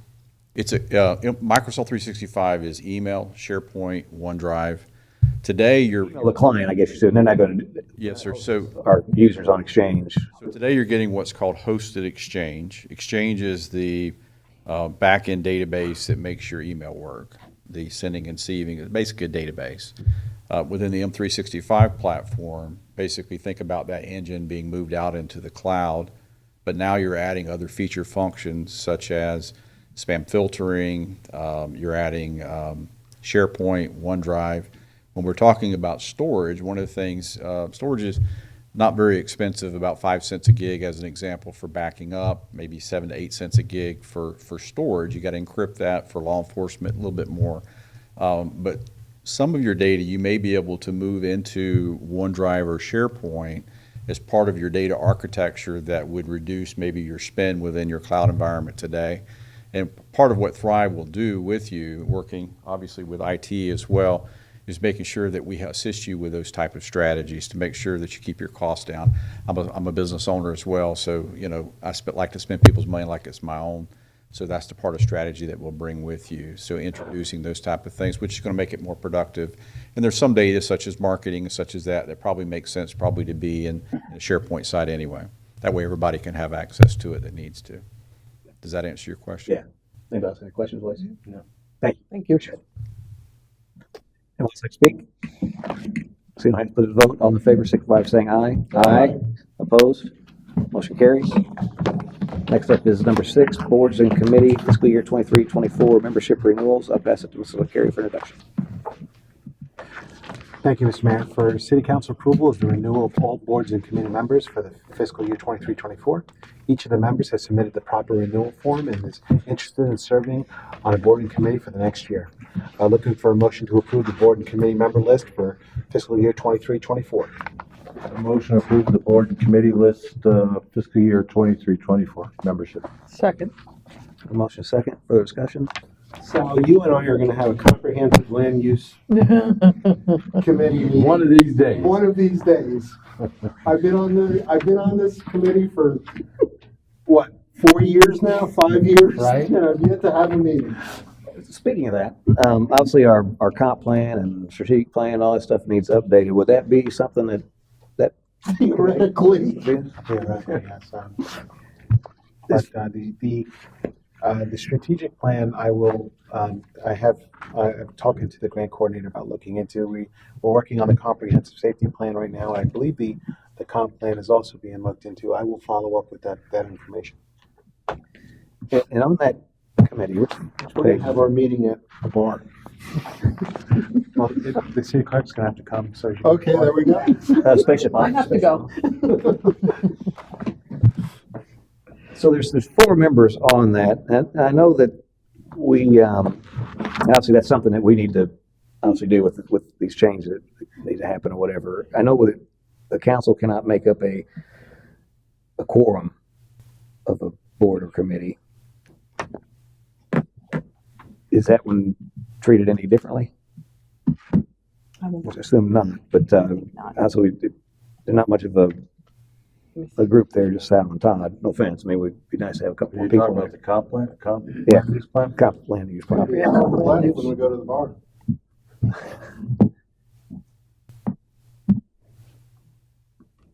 I know some of these groups, like the Personnel Review Board, there, yeah, you got it detailed out there how those are elected by different people.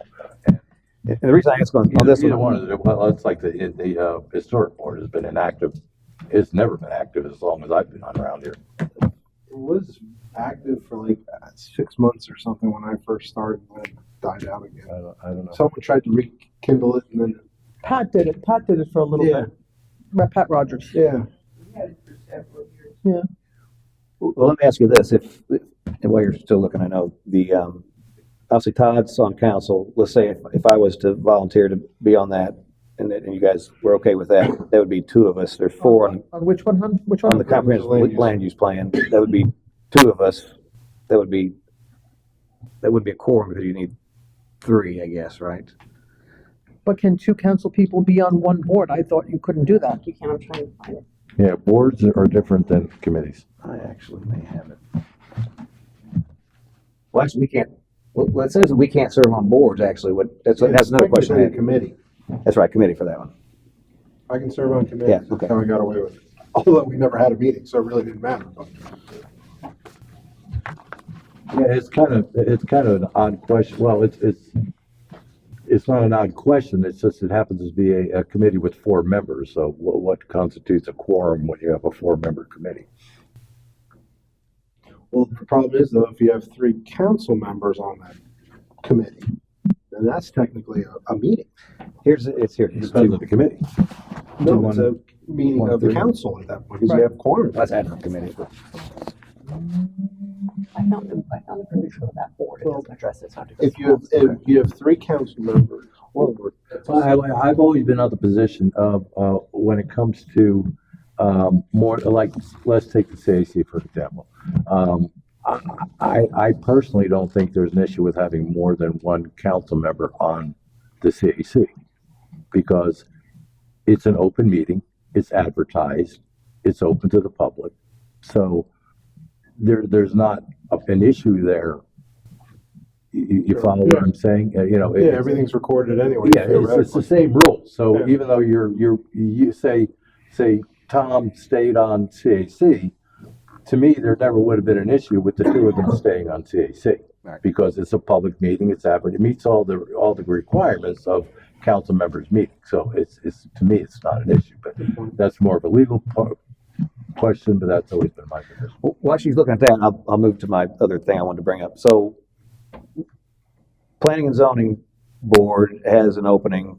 I believe Claudia Smith did not renew. Is that? Right. That's okay. And so, you guys have a document in front of you that Ron McDonald, who's in the audience. Sure. I understand what you're doing, but we got a motion on the table just for renewal, reappoint. And then we can follow up with appointing new members. Oh, you want to do that? We close. You know, just Sure. stay on this one issue and then we can, Yeah, no, we can do that. we can shift, we can certainly do that. Okay, what any other discussion on renewing these individuals? Anyone from the public like to speak? I don't know if I have. Pat Rogers, you signed up. Pass? Yep. I think the second part, talk about Okay. Okay. Anyone else show of hands? All right, seeing no hands, put a vote. All in favor, signify by saying aye. Aye. Opposed? Motion carries. I have an answer. Great. To your question. Council members may serve on 1 or more committees, but may not constitute a majority of the committee. That's as I recall, yes. So with the 2 out of 4, that should be okay, right? Wouldn't be a majority. So you have to, but right now you'd only have, It's for not that a quorum, committee, it would it's be not a 3. majority. Oh, we would be, One more we need person. one more Yeah, before. you'd have to have the 4th Okay. person before you could do it, because if not, the 2 of you would be the majority of the 3 that are there. You'd have to get a non-council member Yeah. on. Okay, well, if you guys recruit, I'd be happy to serve as well to I would to get to also, 4. I would also be happy to. Okay. So, So hopefully we can staff that. With that, the other thing I want to bring up, you have a thing in front of you here with the Planning and Zoning Board. There's an opening.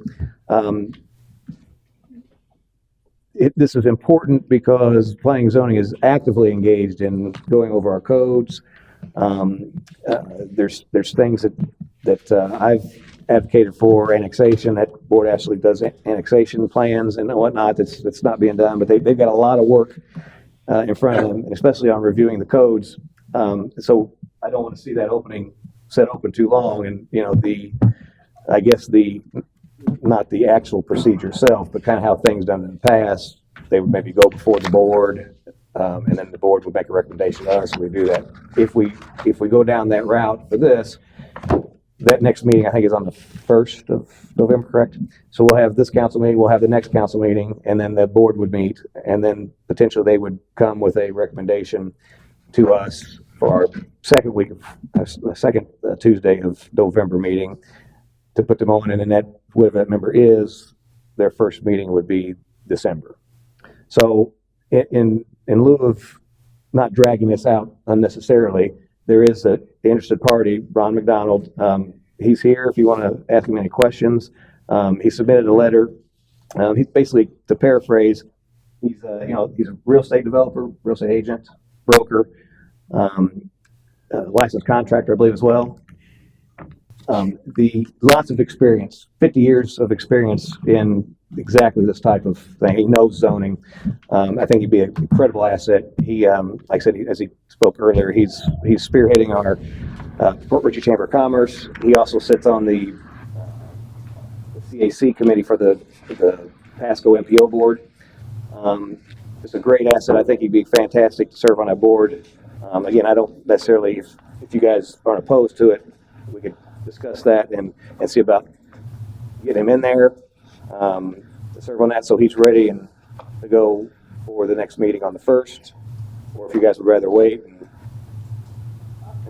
Two things.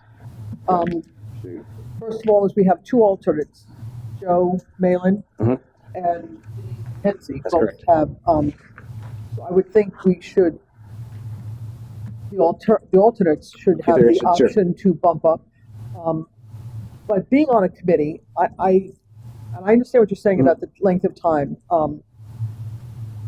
But I certainly would want the input of the committee. And I appreciate what you're saying. I really do. But I think I would want the 4 members remaining to weigh in on this decision. Yeah, and it's fine. Like I said, the ultimate decision is ours. So But I I just would want like to throw it out I there. would like to speak to have. I don't know the process. There isn't. There's not one. one. There's That's not a the point, yeah. codified process, which is part of my To speak heartburn. with both Mr. And that's one of the things I'm advocating for, is and actually Ms. solidify the McKenzie process. as to their willingness to, if they're willing to bump up to that, or to a regular member. City attorney and city clerk and I discussed this afternoon. As far as what's in the code, it's pretty much a nomination is given to council and you select it. When our previous mayor was here, we all talked about, not me at the time, but the city manager and council talked about a process of meeting with the chairman or head of that committee, meeting with the committee themselves, getting that acknowledgement, and then coming before council. But of course, those steps were pretty much implemented onto the clerk at the time and not placed into the code. So these steps we can still follow. It's like I said, it was just basically what council consensus at that time to move forward. But ultimately in the code, it's basically nomination. Council looks at the nominee and then votes on it. Because the alternates still go to the meetings, correct? They So, I mean, The alternates don't vote. No, but they still have an opinion and, I and mean, they right, can still still. go to the meeting. So, I mean, obviously, Mr. McDonald's vast history Well, I mean, would be valuable in comments. But Essentially, when we had a vacancy, well, now that we know that we have a vacancy, one of the alternates should be moved up. Yeah, I was gonna say, what's the purpose of having the alternates Yeah, if we if pass the over them? Yeah, exactly. I Or, mean, then why waste their time showing up to the meetings? The idea for the alternates is you show up to the meetings, and I'm looking at you. But because they show up to the meetings, they're fully informed of the issues and the idea, issues that the city's addressing through that board. So that way, if someone drops off, they're immediately informed, they pull right in, and there's no loss of that continuity. If we eliminate that continuity, Might as well eliminate the alternates, because that's. Well, the alternates are written into the chart. Yeah, Right. I mean, bottom line, to my understanding, an alternate, in other words, if you had the last meeting that P and Z had, if Claudia was not there. And Randy wasn't actually, so both the And alternates Randy were wasn't there, the alternates can act. They did. They They did, did. okay, so, I mean, that happens anyway, but, yeah, we should move, to my mind, one of these, I mean, I don't see bringing out a new person and dropping him in as a full member, whereas two And pre-existing bypassing people. the people who have been. Who have Well, been on, so- and not, they've been on a long time, but Right. they've Yeah, got that's seniority, They've that's been the way it showing up, works. they didn't do Yeah, a and, job. and I would generally agree with that statement. That would probably be normal procedure with how it would go. But on the other hand, they've been inserted for one meeting, so it's not been alternates long. Well, they've only had one meeting. Well, I mean, they can't go I if there's no understand that. meeting. And I guess I would want, and I'm not saying that it wouldn't be Joe or it wouldn't be Denise that would get it, but I think it would be, just because they're alternates doesn't mean that they automatically get it if there's somebody more qualified to be. I don't agree with that. Well, I mean, that's how normal jobs are. I mean, you could, for instance, if we had an interim city manager who was actually seeking a city manager position, and that's been a problem in the past, because when we did that before, nobody applied because they thought the interim was automatically going to get it because he was already in place. Well, the Planning and Zoning Board, and again, I'm not discounting qualifications of Joe. I'm not disqualifying.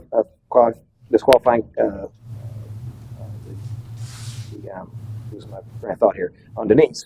I'm not saying she's not qualified to do it either. What I'm saying is, I think if they're both interested, and obviously we have Ron in there, we would need to insert somebody as an alternate if one of the alternates moved up anyway, and obviously Ron would be in line for that. Correct. But I think we should consider that full-fledged position on its own merit and see are all the alternates the best qualified, because I think the board is so important that we need to have the most qualified person in there. And I don't know, I'm not saying that Ron is that, I'm not saying Joe's that, I don't know.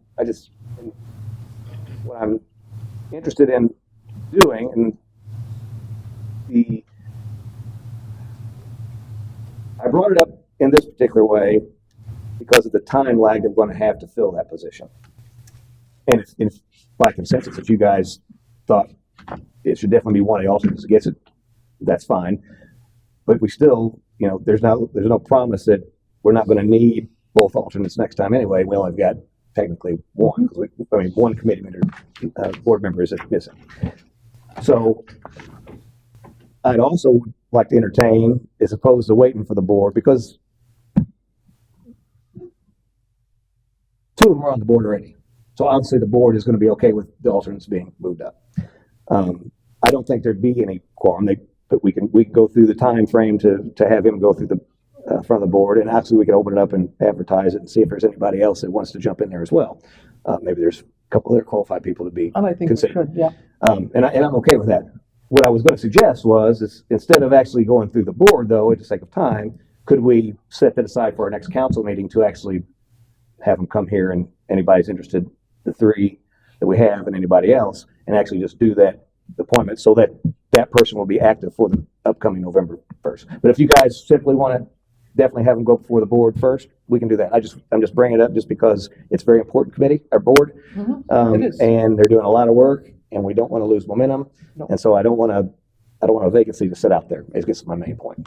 So Well, we have the two alternates that Right. are going I think we're to covered. be able to step in if into that vacancy spot. And you did bring up a good point, and possibly there are other people that are qualified and interested that possibly didn't know that Claudia did not renew. right, I just found out when I got the And- packet. So Yeah, exactly. So it would be good to open it up to other residents as well. That's a good idea. Because I think it's important. People do want to help and be a part of the city.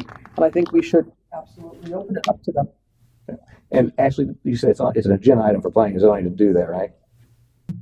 Normally, yes, and I spoke to Sean after the meeting to let him know, due to the vacancy of Claudia leaving, that there is an opening, and there would be an agenda item for anybody who wishes to express their interest in becoming a full-time member. That agenda item will be the first one on the planning and zoning meeting, so the board has a chance to speak to them, because That way they can make their informed decision, and then ultimately whoever they pick, the chair and that person will come to council and they will approve it. Are you guys gonna, can you put something on the website to solicit information about that so that they show up for that November 1st meeting if they're interested? Yeah, well, we'll notify them regardless to show up for that meeting, so that's not a problem. And then maybe put it on CAC page or something just to get the word out. Anybody else could be wants to entertain that. Okay, that's all I have on that. Let's see. Okay, next up, number 7, presentation of resolution number 23-15, fire department inspection fee schedule. I'll pass that to you for Yep, introduction. I'll read it. Resolution 23-15, a resolution of the City Council of the City of Port Richey, Florida, providing for a fire inspector and service fee schedule and providing for an effective date. This came to you previously to have the ordinance passed to really codify that fire department has a fire safety inspector and adopt the fire prevention code and all the other codes that the fire department's already adopted and going by. Having that now allows this resolution to be passed for them to collect the service fees, which the chief presented to you at our last meeting. I motion to approve resolution 23-15, fire department inspection and fees. Second. Motion second. Further discussion? Anyone from public like to speak? See, we have to put a vote. All in favor signify by saying aye. Aye. Opposed? Motion carries. Next up, number 8, Pasco County Law Enforcement Mutual Aid Agreement. I'll pass that to Mr. Carey for introduction. All right. I think we covered this last time. This is further information we're being provided with. Yes, thank you. This item was tabled at the September 26th City Council meeting. The council wanted the city attorney to review both agreements for changes between the current and proposed documents. The city attorney did review. There is a email from her showing what changes were from both agreements. There was nothing significant as far as the changes. We're looking for a motion to approve the Pasco County Law Enforcement Mutual Aid Agreement. Motion to approve the Pasco County Law Enforcement Mutual Aid Agreement. Second. Motion second. Further discussion? I do have one question actually of our attorney. You noted the differences. I presume, I didn't see it, but I presume you have no issues with any of this or? No. Okay. And it's apparently it is the same agreement that Newport Richey signed, all the other cities, like we all, and the county, we all signed the same agreement, so it's not specific to us. The Port Richey Agreement. Yeah, right. Addendum. One thing I wanted to ask about this and make Chief, you might have some insight. So obviously, we weren't involved in the negotiation of this, right? It's kind of just, here it is. You know, okay. Obviously, the police, and this agreement is more for us to assist Pasco rather than them to assist us. They're going to assist us regardless. We pay their taxes. I mean, they're going to respond. So this is more mutual aid agreement for us with them, correct? It's a mutual aid, so we assist each other. Right. But absent this, they would assist us without an agreement because we're. They don't have to. I don't think so. Is that not true? I pay Pasco County taxes. I would expect Pasco to respond regardless of whether there's a mutual aid agreement or not. If you look at the agreement, it works both ways. If they come into our city, they handle whatever it is, but they turn it over to us because it's in our jurisdiction. And it's the same the other way around. We will provide emergency services to them. This is the fire department does with their agreement with the county, and vice versa. They will come. We call them for certain services, such as forensics or the SWAT team, or things that we don't have. So that's what we can. Otherwise, we don't really call them. Crime scene. I mean, personal example on my street, we had a horrible house, and I had Port Richey, Newport Richey, the county, SWAT, everybody was there, taking care of that. So yeah, they do come. No, I would put out difference. There's a difference between the police department and the fire department. because the fire department, if we did not have a mutual aid agreement with the fire department, Pasco County would not come in. That's correct. We pay less fire taxes. Yeah, they That's pay, why. they pay a fire, I forget what it is, but it's on their tax bill. Pasco's police is serviced out of their general fund, which we all contribute the same as Newport Richie, unincorporated Pasco. We all pay the same rate for that. Listen, we've had, back in the past, former attorney Jim Matthew and I spent a lot of time trying to get the cities on, because there's things like you said, we pay the same taxes as anybody else in Pasco County, yet we provide our own building services.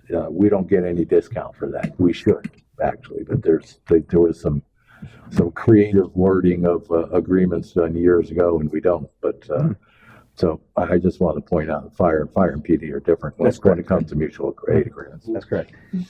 And so, adding on to that, there was a couple things in the agreement that concerned me that weren't in the last agreement.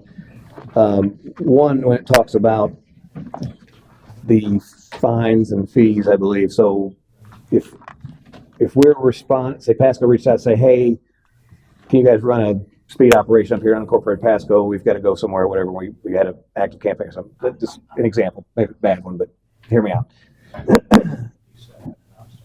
The fees and the fines go to the department where the infraction happened in this agreement. And so I guess that provides a little bit of heartburn. If our police that we pay extra for are helping out Pasco and we generate fines and fees and it happens in Pasco that we're helping, why are we not getting those fees? I don't know how it's been in the past. It wasn't spelled out in that original agreement, but it is now that solely goes to wherever it starts. So same thing here. If it starts in the city and they help, it goes back to us. I mean, in my opinion, whoever doing the work should get the benefits of that. So that was one thing that I wanted to point out. The other part, which they did talk about, like forfeitures and stuff like that. There's a share that's commensurate with the amount of work that's done. So if we confiscate a vehicle, I guess, then Pasco would ration that off. We would get a portion of whatever the sale was based on our part in the operation to get that. That's your understanding as well? So that is addressed. How fines and fees or whatever, those are totally based on where it happened. Doesn't matter who's doing the work. So that was one concern. The other thing that I've always had heartburn with is we do pay a premium to have you all. And when we go outside the city limits to assist, we get no kickbacks. We don't get credits or anything for that. It's just, we're just providing a good service to our neighbors, which is important. I don't have a problem with that. But obviously we're a small city. We have limited funding. We're, half our budget is police, roughly. Is that right? Percentage wise? I can't comment on that. Okay, but it's a large portion of our budget. And we love the police department. We love the response times and all that. And so, and we want to be good neighbors and you guys help out there, but it seems like we're not getting any help from Pasco on that. Now they're going to come in and help us, but again, we pay for that as well. So we're paying for both. And the people outside our city that receive the benefit of our police department when we go out and help, there's nothing there. And I don't know if that's something that could be negotiated in an agreement like this.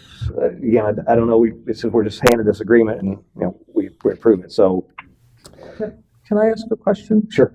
I know I've spoken to Fire about this. If Pasco calls and asks you to come out, do speed, as an example you use, can you can deny going? Is that not correct? That's correct, and we wouldn't do that. Okay. Only in river operation, such as a stone garden or something like that, we participate in outside of the city. Okay. If there's an infraction within the city, we can make a stop in the county. But since it occurred within the city, then we receive the fines. Okay. Yeah, because I know I've spoken to Fire about this at length. Just because they were called to go to Hernando County doesn't mean they're going to go to Hernando County. Just because you're called, you guys have the discretion to say yes or no. That's correct. If we don't have the manpower available, we can't go. Right. If it's an emergency true emergency where they need bodies, I would want them to help. So, yeah. Okay. Thank you. As long as you have the discretion to say no. Thank you. Yeah, and I'm just trying to make some observations here that, you know, that's always kind of not set well with me that we pay all that extra money to have a good police department and we lend it out and we don't get anything for that. I mean, they help us, but again, like I said, we're paying for that, so it's kind of an expectation, I guess. One hand washes the other, Eric. Yeah, I get it. Again, it seemed like there'd be a better system. It would be more equitable if I could say it that way. So. And say from the impact of having our own police department in Pasco County's response time, I understand is quite slow in comparison. So by us keeping our resources within the city, but still being able to draw upon Pasco County for SWAT team, you know, as we all learned, 5 years ago, I think at this point, when the SWAT team had to come in, or other instances, having that large, I'll say superior force, for lack of, larger resource is a great benefit to us. And that was used in my neighborhood as well. I mean, we had 3 agencies. I mean, we had K-9, we had Hummers, it's a small street. It wasn't getting around. And we had every agency there. So absolutely. And I want to vote for this. I just want to have some observations that I saw in here, and I think there's room for opportunity to make maybe the next time what's this, a 3-year, 5-year? It's a 3-year agreement. Maybe this plants a seed and we can have some discussions around, what we do to. And they might say no. They might say no. And that's what I was following up with the question you looked at me. It would have to start earlier. Right. Yeah.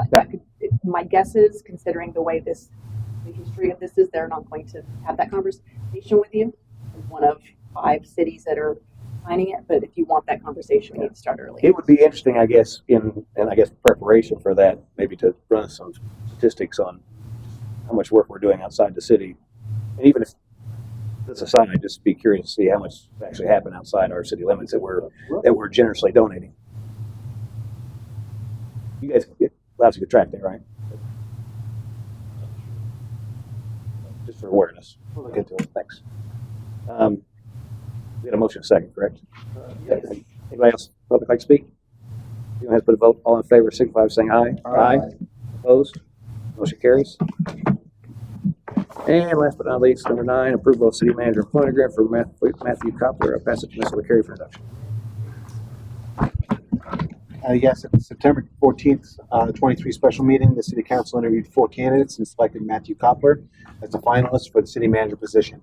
And then a negotiation team comprised of the city attorney, Vice Mayor McClary, and Colin Bassinger was instructed by the council to negotiate a contract with Mr. Koppler. An agreement has been finalized and is presented to the council for approval. Looking for a motion to approve the city manager employment agreement for Matthew Koppler. If I could just jump in real quick. The copy you have, there is one change that was made. It says finance manager. We've changed that to finance director because I gave her the wrong title. That's not in this copy because it came after this. So just understand that it will change to finance director in the find copies that this be approved. And actually has it already. For discussion and on motion. Motion to approve the city manager employment agreement for Mr. Matthew Koppler. Second. Motion second. For discussion. I'd like to draw attention to section 3. Wait, what page? Agenda page 208. Page 4 of the agreement. Say 3B. Section 3, item B, vacation, sick, and personal time. Yeah, that is really rich. I mean, wow. City manager annual vacation shall accrue at 1.67 days a month for a total of 20 days annually. So he starts off with 20 days of vacation time. That's a month. Colin, that's pretty much standard in the industry at this point. It was a request of Mr. Koppler as part of. Yeah, he gets to stack them up. And again, sick time shall accrue at 1.25 days a month. But it doesn't roll. Sick time doesn't roll.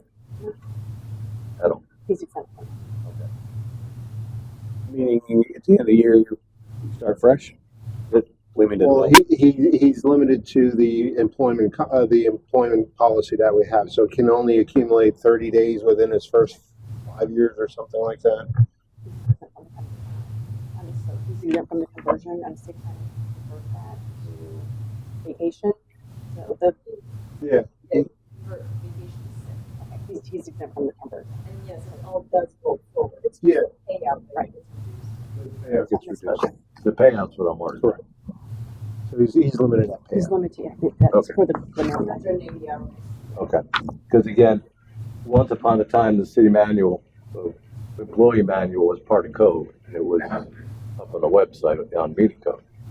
Nowadays, it's not, and it's Right. not included with this package. here. Other than the 20 days of No, I'm- vacation. Yeah. I agree. I'm just making a point Yeah. that we're referencing in this contract, the city manual, which is not in this agenda item. And I don't know if you have one. I had it when we were negotiating. In 2016, it was. I remember, yeah, I think I was actually part of that in 2016 or Why'd you do that? Just so we can make changes.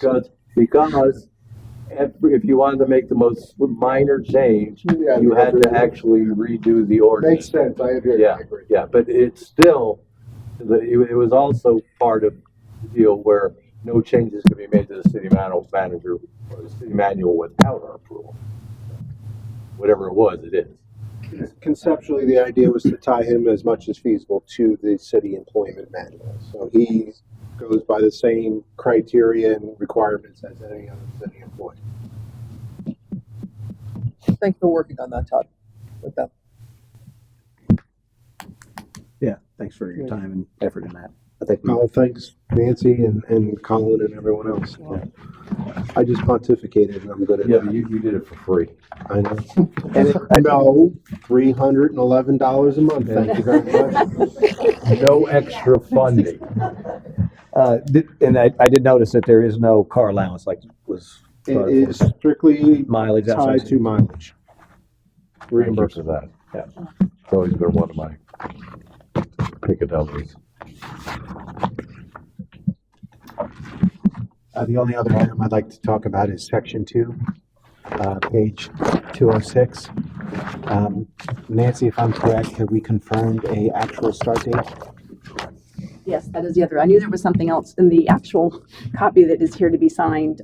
Should it be approved, the start date is November 13th. So a month away.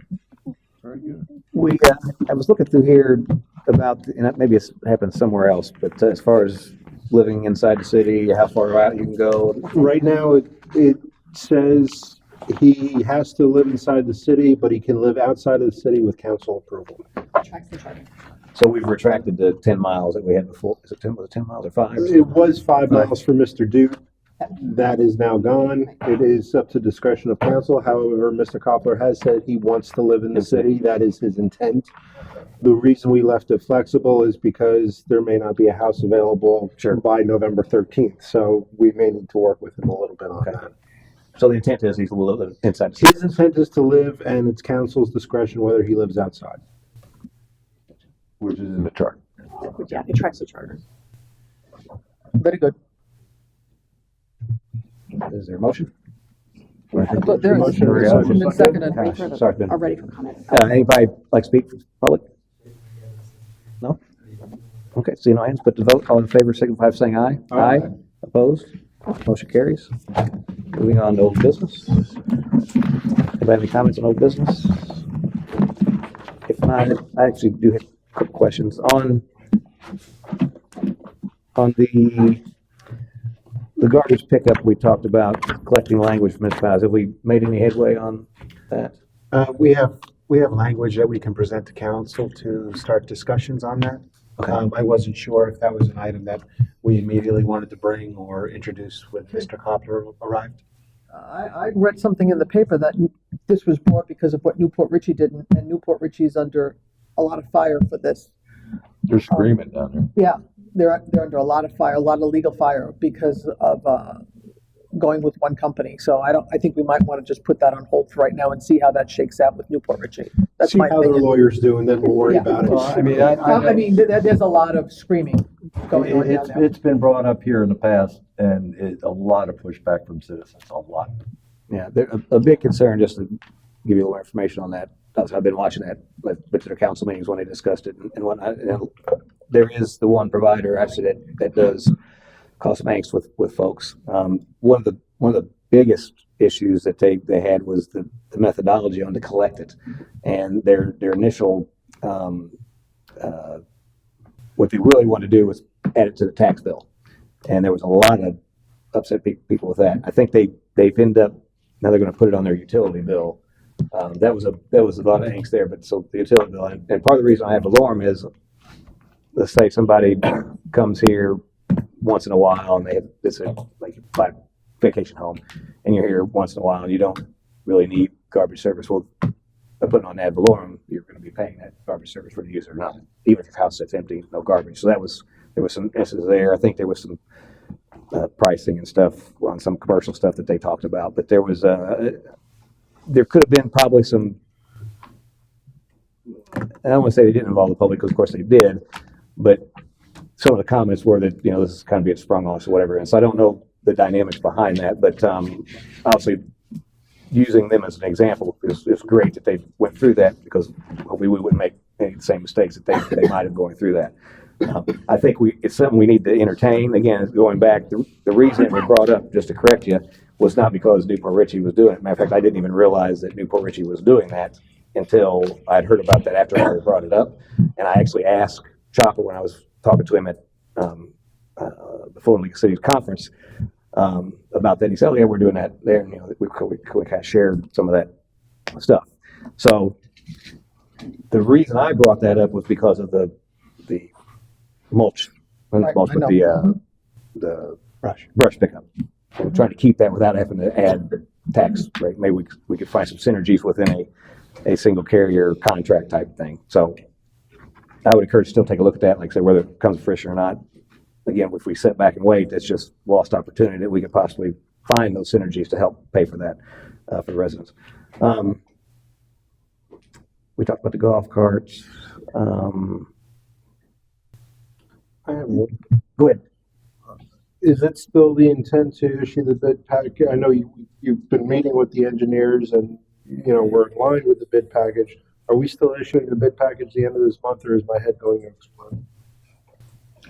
At the end of this month, I hope. I don't want to make any promises, but Nancy and I just talked about it this afternoon. I've got the confirmation that they need. Like I said, I've already sent our template over to them. She has no issues.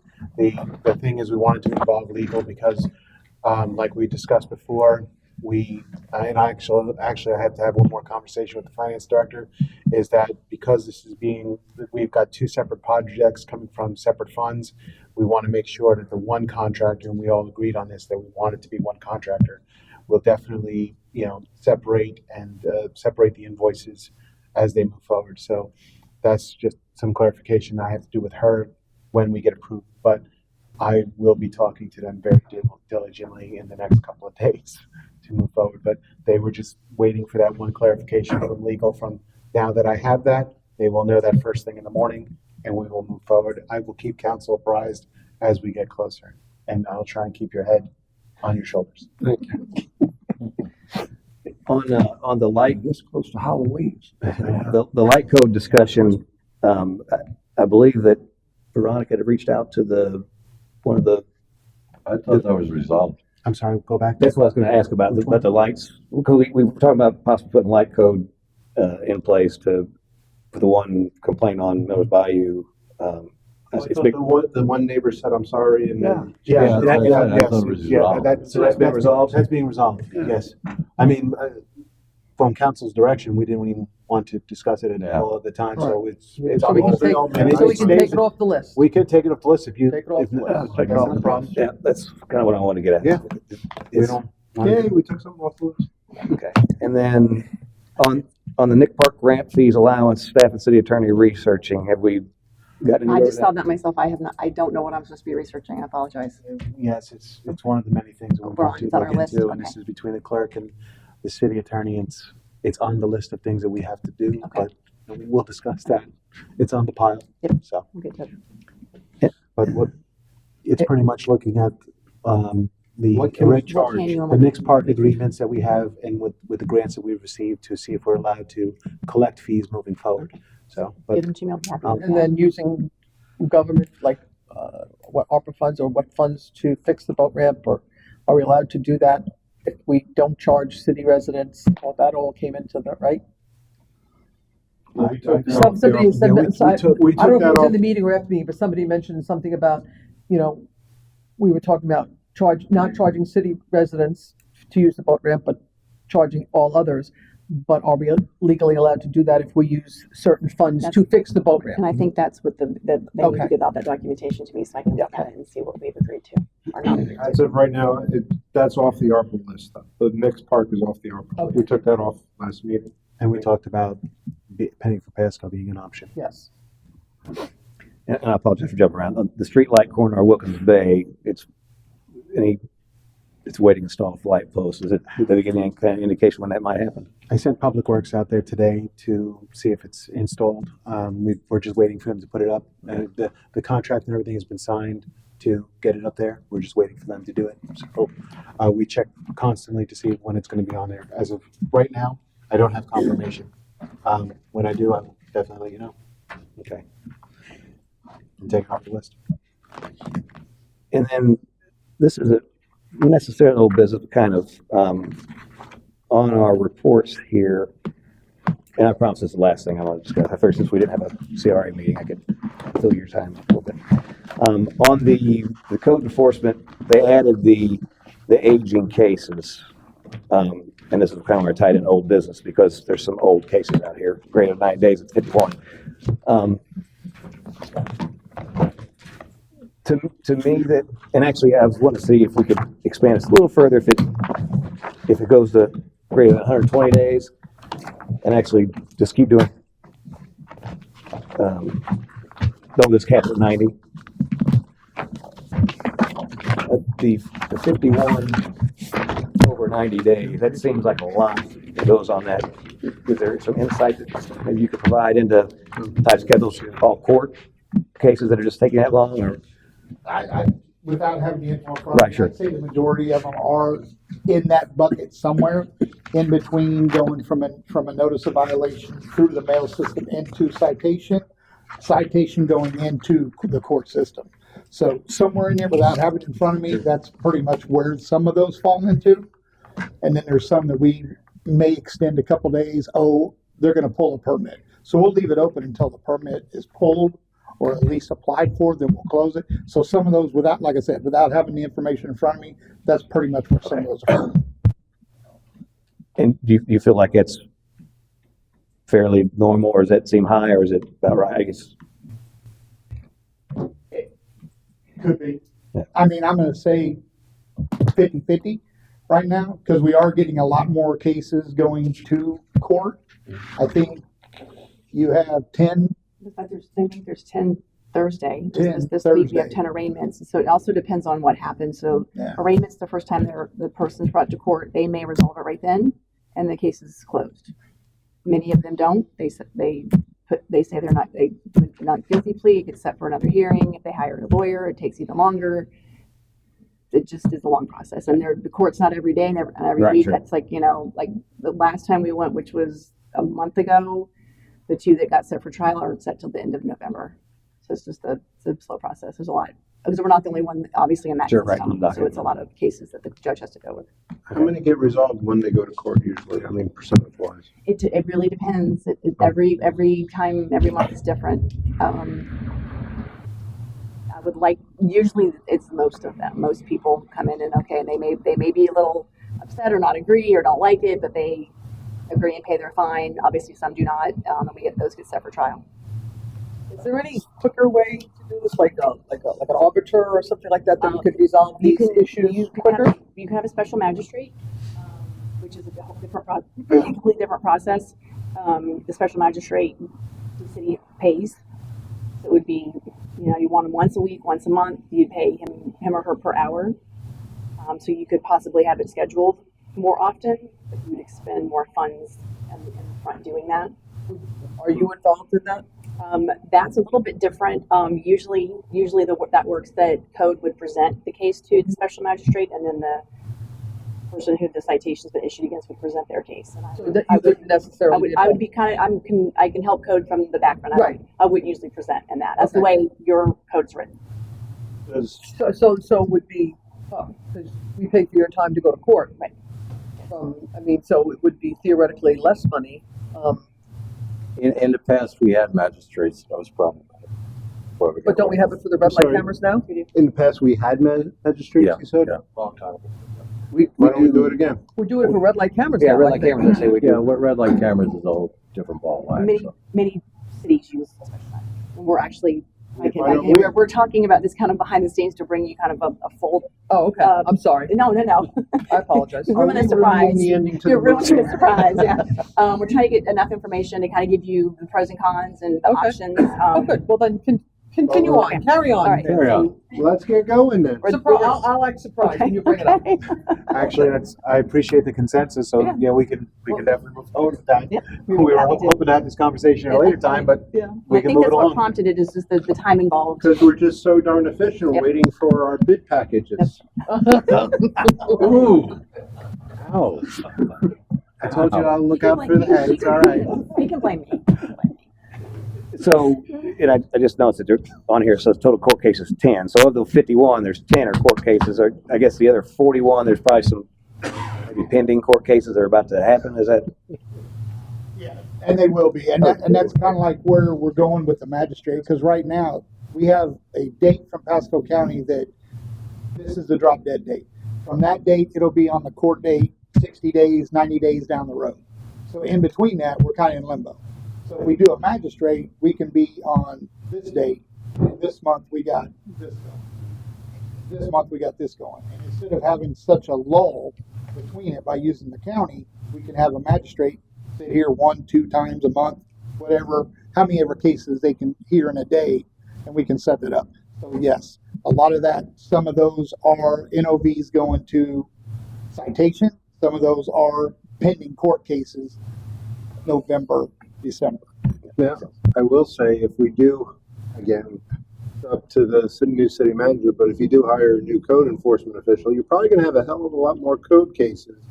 So you probably will wanna go in that general direction. Is this something we need to? We'll bring act surprised. And the last thing on the flip side, we talk about the less than 30 days. There's 3. So I guess my thinking is that less than 30 days, we would have a lot more because those are being generated and haven't had We time. shut down code enforcement for 30 days because of the snow. Oh, that's why. That's a good point. Makes sense. Well, that would traditionally probably be I higher. believe that's in your report as well. It says that we had suspended Yes, it is. code enforcement.